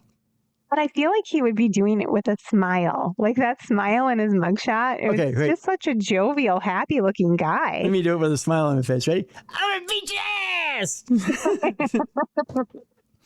ass! Wells asked them about the price and became angry, suggesting the wedding should have been $500. Cops wrote. The defendant called the victim rude and started calling him names. Per cops, the victim pulled out his cell phone and began calling 911, but Wells started swatting at the officiant. Swatting? Oh. Swatting? Oh. Swat. That sounds like your hands going. See, you're doing pawing. That's pawing. Swatting is this. It's a swat. All right. Yeah. More like a slap, but not a 1-2 punch. Right. Well, a slap is this. A swat is you got to wind up a little bit. You got to come from at least the hip up. That's a swat. One of the swats hit the victim in the stomach. Ooh, ouch! Knocking the wind out of him. The affidavit said. Wells then allegedly threatened to call his boys, who would arrive before cops, and were going to get him. Ooh, now we're bringing in the posse. That's right. After yelling and cursing at the victim some more, Wells drove away in a blue Kia. That's a getaway car choice. So the happy guy drove away in a blue Kia? I guess. I'm not that afraid anymore. I'm sorry. Deputies with the Volusia County Sheriff's Office later spotted the vehicle and pulled it over.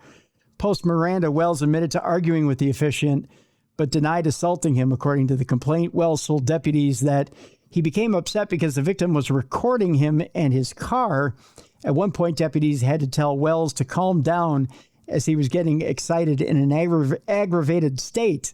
Well, see, Jess would tell you he was just happy. He looked so happy. He's a nice guy. He's a happy guy. He's happy and he's swatting you all over the place. It's a love tap. It's a slap of endearment.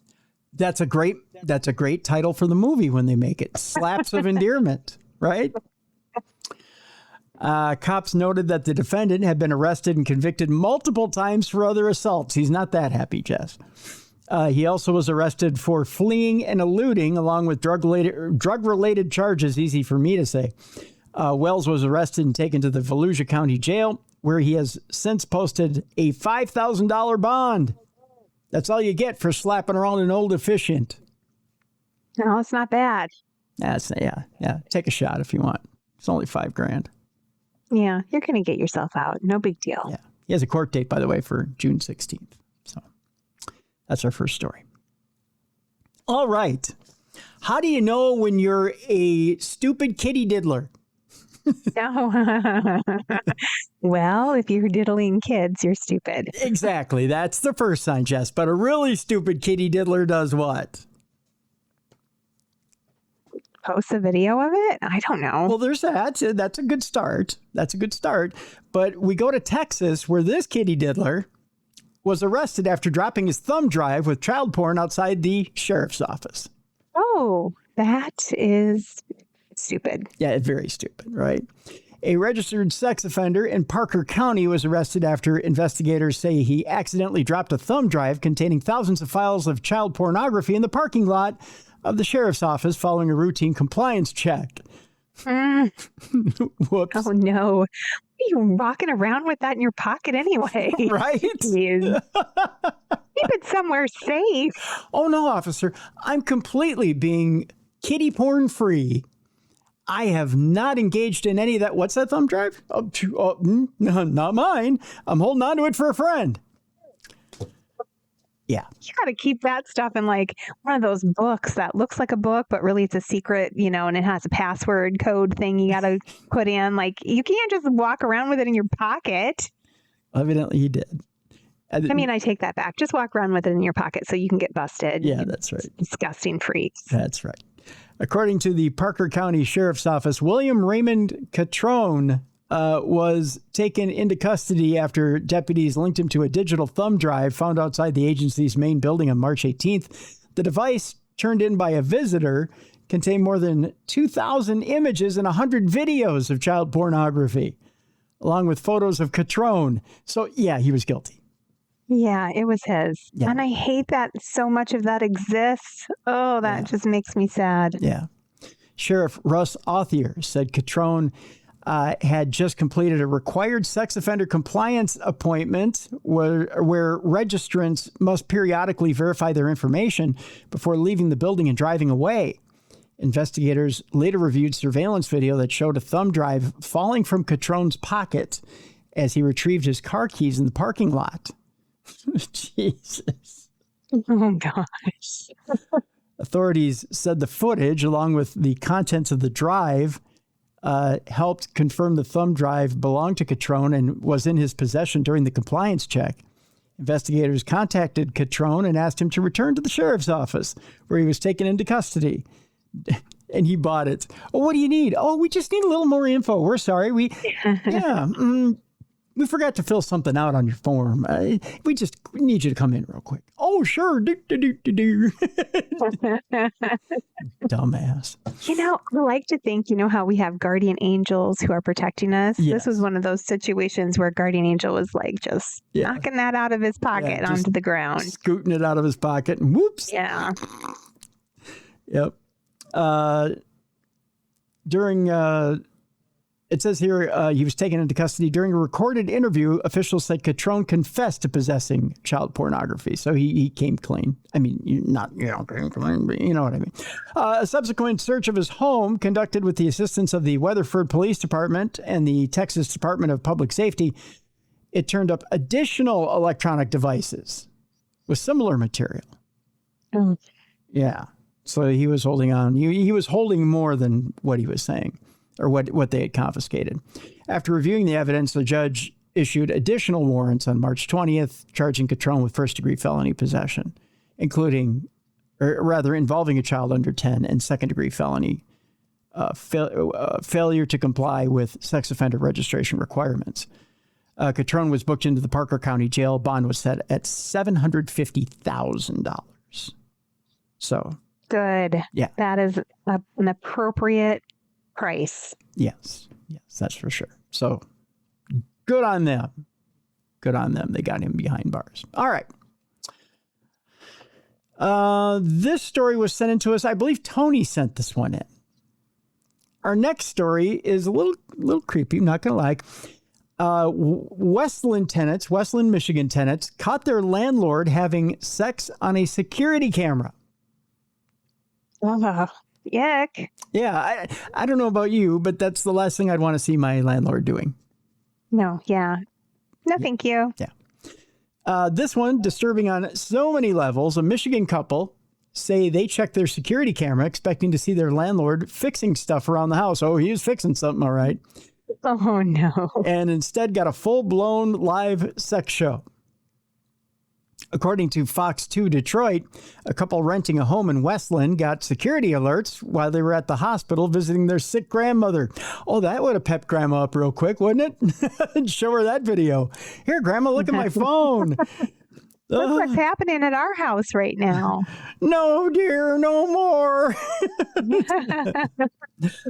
They figured their landlord was there doing maintenance work. Of course, so they figured, let's look at the landlord doing maintenance work. Instead, they say the landlord was caught on camera walking around totally naked and allegedly hooking up with a woman right inside the rental home. That's a little creepy.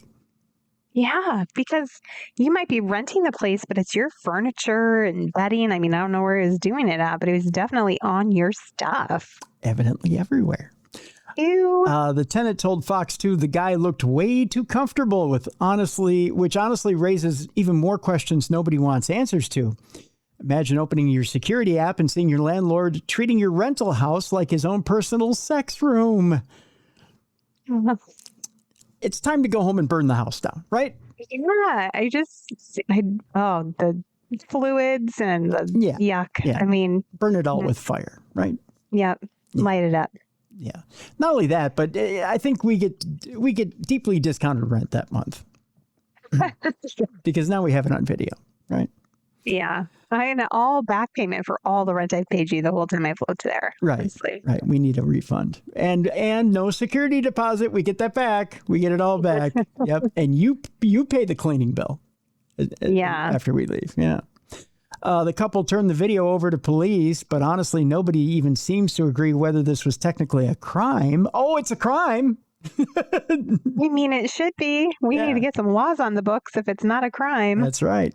Some legal experts think it could fall under trespassing, while others say it's probably more of a civil issue tied to the lease. Either way, this may be one of the craziest landlord stories that's been seen in a while. Yeah, crazy. Definitely is crazy. This is crazy. This is crazy. This is crazy. This South Florida man, I feel like we've reported on him before, but I think he did this yet again. This Florida man was accused of following a woman from a gym before a roadside lewd act. And it involves a gray Tesla. Do you remember this guy? I mean, I remember stories similar to this if it's not the same guy. If it isn't, I'll show you a picture of him in custody. Let's see. This guy? Yeah, he looks familiar.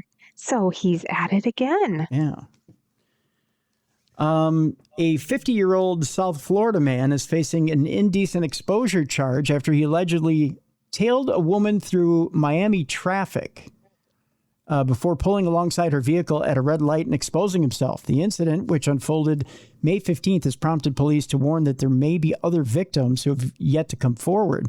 The woman had just finished a workout at a gym in Miami's Brickell neighborhood when she noticed a gray Tesla Model Y repeatedly following her southbound.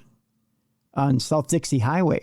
Authorities said the vehicle description and license plate later became critical pieces of evidence that investigators used to identify the suspect. Another law enforcement agency is also investigating similar allegations involving a gray Tesla under similar circumstances, leading investigators to believe that there could be additional victims. The situation escalated near the intersection of South Dixie Highway and Southwest 70th Street when the driver allegedly pulled extremely close to the victim's vehicle. That's when the woman realized that the man beside her had exposed himself while making direct eye contact with her.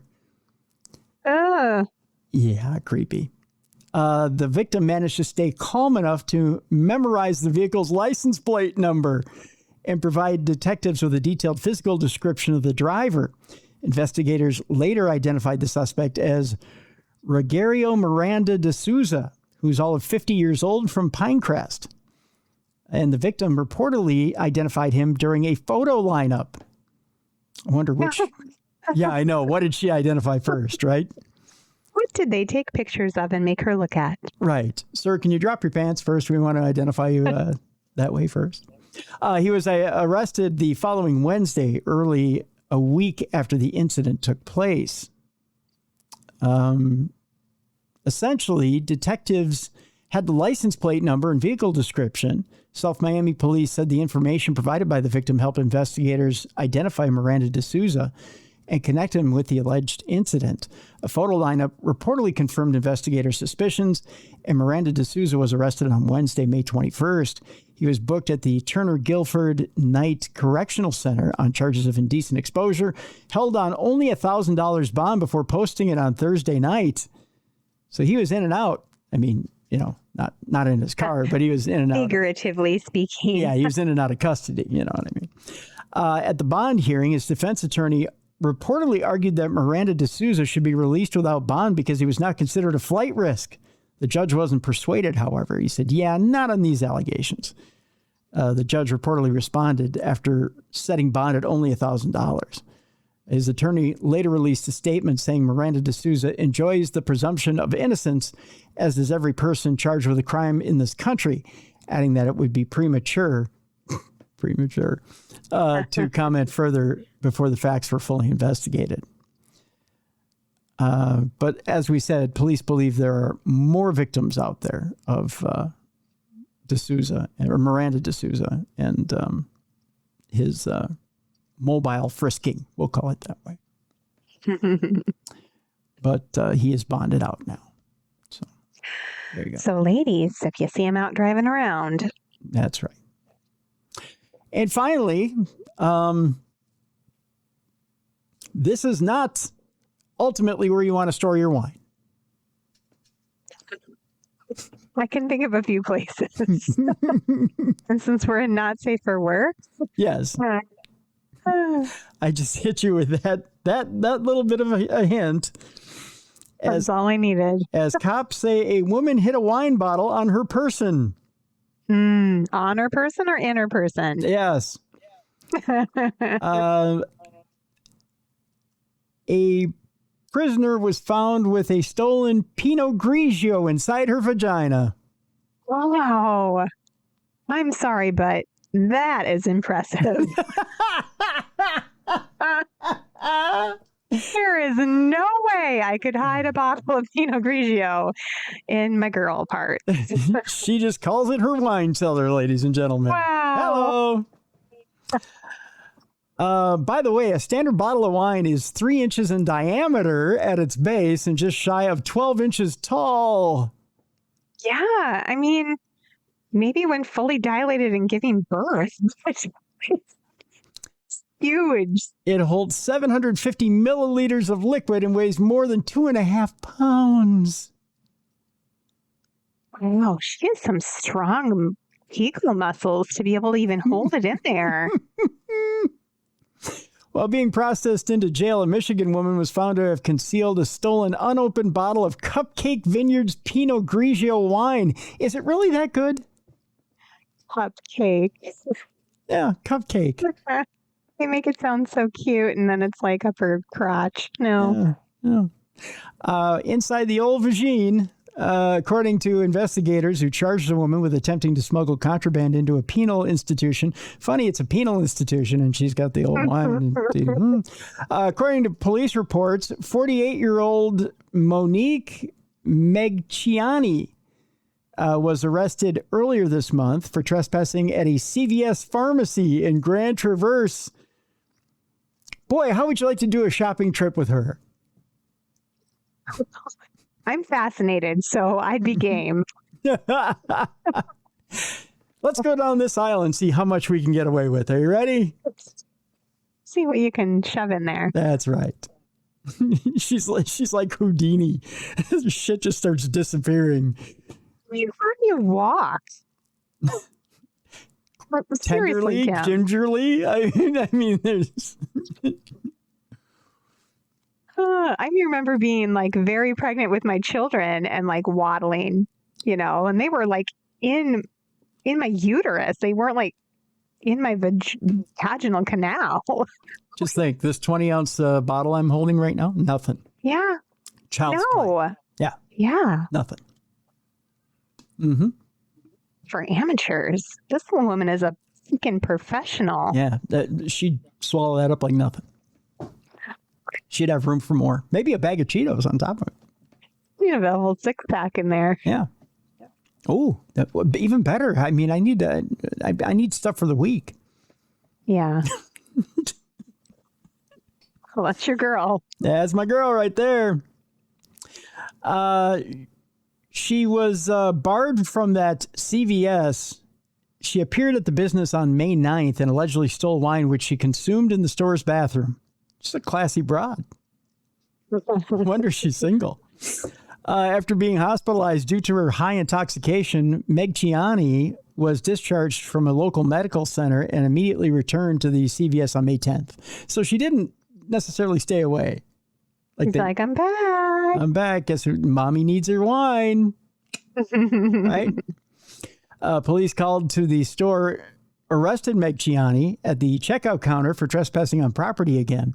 At the time, the arresting officer was unaware that Megciani stole another bottle of cupcake Pinot Grigio and hid the bottle on her person.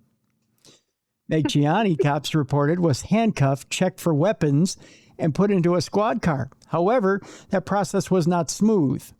During this time, Megciani advised that she was not able to get into the vehicle. After some convincing, Megciani was able to slowly maneuver herself into the back seat. Oh, she couldn't sit properly because she's a little uncomfortable.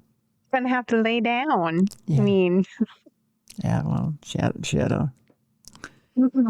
By the way, Jess, this is what a bottle of cupcake looks like. If you can imagine this going up in you. No, I cannot. Yeah. And then, oh my goodness. And then trying to sit in a squad car. That's kind of pretty label. It does, yeah. Yeah. But like, she's going to pull it out later and just drink it? Like, oh, come on. Yeah, she's got to, I mean, we are in not safe for work territory. She's got to literally fist herself, go get that sucker, and then pull it out. She's got to give birth, essentially. Seriously, she's got to get in the stirrups. She's got to like go to the birthing center. Just go home over the toilet, I guess. Right? You got to be careful. Your doula. You got to call a doula. You got to be careful not to break the bottle either. Oh yeah, you probably have to do a water birth, like so it comes out. A water birth. Oh my God. Oh Lord God. And then, is this like Pinot for dinner? I mean, do you serve this with guests? Is she having fish or chicken? I mean, I guess this makes sense. You couldn't serve it with chicken. God. It'd have to be with fish.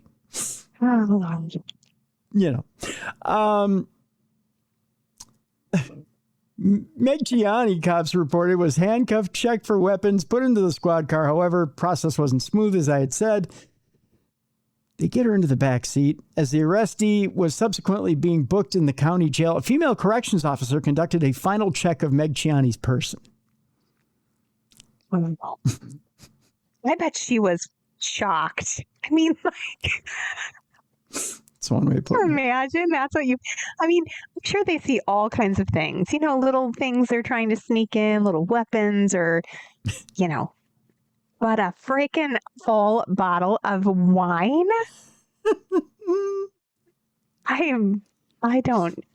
Wow. According to a Traverse City Police Department report, during the examination, it was learned that Meg Ciani had concealed a bottle of Cupcake Vineyards Pinot Grigio inside her person. By the way, this is Meg Ciani right there. Really? Yep. Huh. Is that what you imagine? She looks like a singer from the 80s. She does. Oh gosh, what's her name? She sings that Sweet Dreams song. I can't think. Annie Lennox? Kind of. You think she looks like Annie Lennox?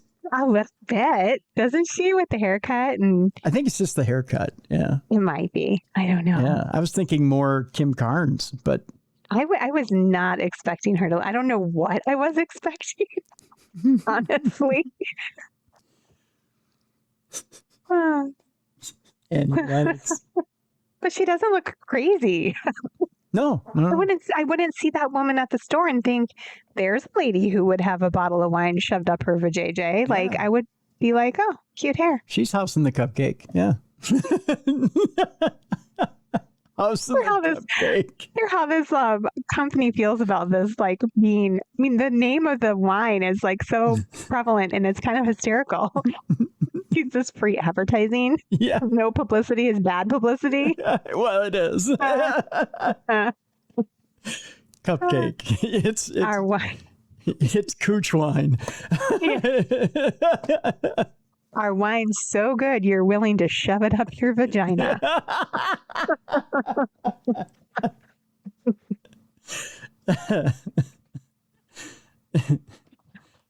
Fellas, this wine will get you pussy every time. No, huh? Meg Ciani complied with the deputy's order to uncork the wine, so to speak. The screw top container was removed and still intact, by the way, cops reported. The evidence was destroyed due to biohazard concerns. Well, yes. Hey, it was good enough for her to drink. Oh, yeah, that's not one you're going to be like, okay, who wants it? Do you think the officer asked her, what's the bouquet like after you uncorked that sucker from you? Charged with a prison contraband felony and misdemeanor trespass count, Meg Ciani is being held in lieu of $6,000 bond. Evidently, they take that stuff seriously there in Michigan. She's also, I guess. Yeah. If you're in Florida, you can get away with much worse for a lesser bond. They don't like cooch wine, evidently, in Michigan. She's also facing a probation violation charge related to conviction last year for retail fraud. Meg Ciani's rap sheet involves prior felony convictions for unarmed robbery and credit card theft. According to her LinkedIn profile, yes, she has one of those. She's the human wine seller. Look her up on LinkedIn. I'm going to go connect with her on LinkedIn. There you go. Meg Ciani has worked as an associate counselor at a substance abuse treatment center. What? Physician, heal thyself. Clearly she has an issue. Where she assists clients through the critical stages of detox from illicit drugs and alcohol abuse. My gosh, this story just got crazier, and I didn't even think that was possible. What would evidently she knows how to smuggle shit into treatment centers. So you think she's getting fired? I mean, it's probably not explicitly written in your contract when you start working there, but I feel like it's implied. Yeah. Wow. Now that's how you end a story. Oh. I think we need a palate cleanser. Oh, thank God that's the last.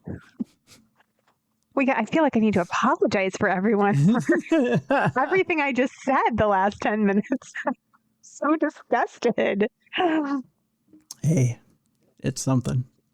That's right. Well, you're here. You wanted it, so I don't apologize. That's right. You asked for it. You got it, Toyota. All right. Speaking of Toyotas, it's time for our palate cleanser. And in this, all right, I'm going to bring up one thing that's got us all a little hogtied, and that's gas prices. But there's always a silver lining in every cloud, right, Jess? Yeah, usually. All right. Yeah, usually, but we're talking gas prices, right? Which had hit all-time lows at one point. I think at one point, weren't we all nationwide? I think it was like something like $4.50 or $4.60. I think it backed off a little bit at one point over the weekend. But high gas prices are spurring Americans to improvise and do other things. From bus rides to, wait for it, Jess. One man has even gone to his toy car. Oh. That's right. Like a Barbie car? Yes, ma'am. Look at this. Check this man out. I'm going to try and see if I can get the picture to expand. It won't, but here we go. There he is right there. Oh, there he and at the gas station. At the gas station. There he is. We go to New York, where I believe his name is Molly Hightower's answer to high gas prices is a toy he fished out of someone's trash. The 30-year-old handyman from Ellenwood, Georgia, stuck a 2-gallon one-piston engine, or he put a 2-gallon one-piston engine from a power washer into a broken pink Power Wheels Barbie dream camper. Wow. Who threw that away? That's crazy. I know, right? Which is a battery-operated toy car less than 4 feet tall. One pull of the lawnmower-like ripcord, and he's off to the supermarket. Knees at his ears, dirt bike helmet on his head. Oh, at least he's being safe. That's right. His real car, which is a 1996 Mercedes-Benz convertible, cost about $90 to fill. That's too much, said Hightower, who also installed a rack on top of his groceries, or on top of this vehicle for groceries. So there's a rack on top of the Barbie car. Oh, that's smart. Yeah. He says, I drive this when I can, his little pink Barbie car, to save money. His solution may be unusual, but the soaring cost of gasoline is reshaping everyday decisions and inspiring creative workarounds in households across the country. Long enamored with their cars, particularly less fuel-efficient SUVs and light trucks, Americans are seeking alternatives like public transit and staying close to home. As of May 18th, Americans paid an average of $4.52 a gallon for regular gasoline, up from around $3 before the Iran war started, according to AAA. In an April 28th Ipsos poll published by the Washington Post and ABC News, 44% of Americans said they had cut back on driving. Some are finding opportunities in the economic pain after spending nearly $40 more than usual to fill up her Buick Enclave. Renee Tochi, executive director of Camp Farley in Mashpee, Massachusetts, had an idea. Pitch sleepaway camp as a cost-saving measure for parents spending a fortune schlepping their kids around all summer. My colleague was like, that is hysterical, Tochi said. And I was like, seriously, I'm going to put it all over social media. She began referencing fuel costs online and marketing emails to boost enrollment. Here's a budgeting tip no one talks about. Send your kids to overnight camp, reads one of the posts. It is brilliant, and you get a break. That's right. Content creator Daphne Flores drives to Los Angeles from her home in Silverdale, Washington, several times a year to visit friends. During her most recent 2-month stay, she parked in Glendale and switched to public transit to get around. We're used to expensive gas prices, but never this expensive, said Flores, who's 28 years old. Filling her Toyota Highlander now costs at least $95, so she's keeping drives to within 5 miles and avoiding stations near freeways, where she's seen prices approach $9 a gallon.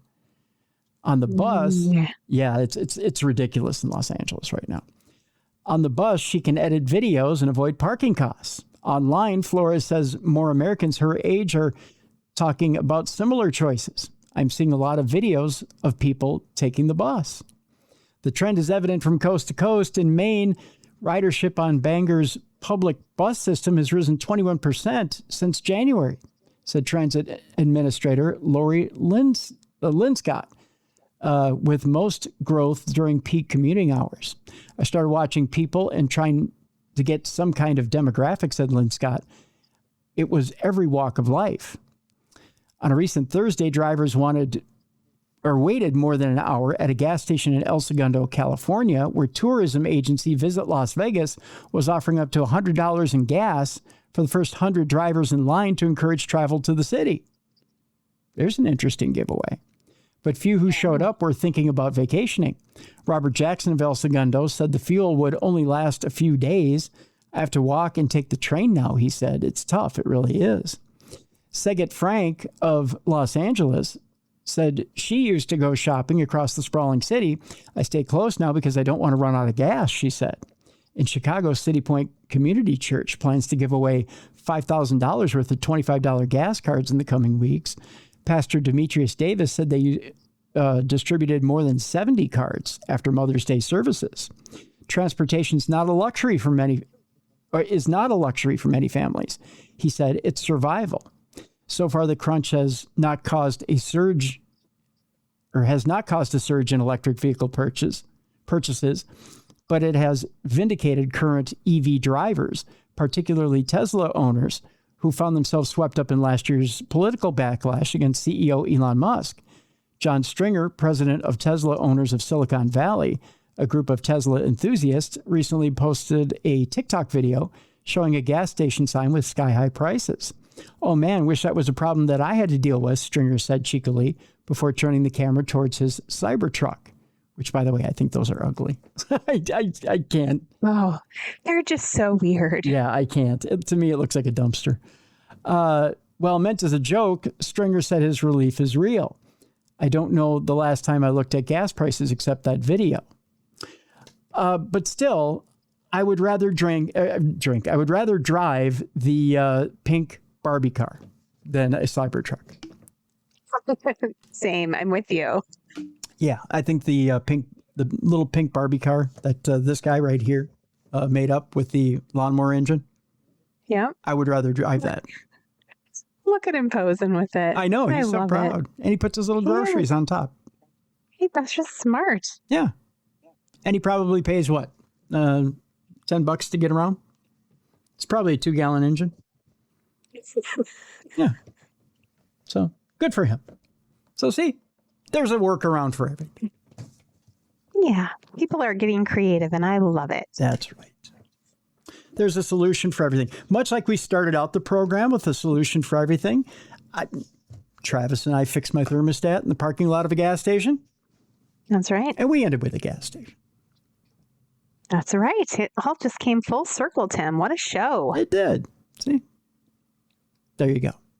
What's new in your world, Jess? Oh, same old. Just working on finishing some books and yeah, that's about it. No fun events right now, but hopefully we'll have some again soon. Right on. Tomorrow, Supernatural News. Thursday, I'm going to leave it a surprise right now. I'm not going to tease you. How do you like that? Teasing. No teasing. No. No teasing feels like a tease in and of itself. Right. So there you go. I'm just gonna hold off for right now. So that'll do it for today. Couple of reminders for you real quick before we leave you. Again, the Apple app. Make sure you got it downloaded and you're ready and following All Things Darkness Radio on that. Please make sure you're supporting the show. Get some True Crime Tuesday swag or some Darkness Radio swag at darknessradioshow.com and visit the shop. And please rate and review us if you love us, either the videos on YouTube or if you're listening to the show on your favorite app, whether it be Apple Podcasts, Spotify, wherever. Please give us a 5-star review if you enjoy what you're listening to. And if you enjoy what you're listening to or watching, refer us to a friend or a relative or whoever and let them know you're enjoying the best in paranormal podcasting and true crime podcasting as well. That'll do it for today. For Jessica Freeberg, I'm Tim Dennis. Thank you so much for listening and watching the best in true crime podcasting. This is True Crime Tuesday.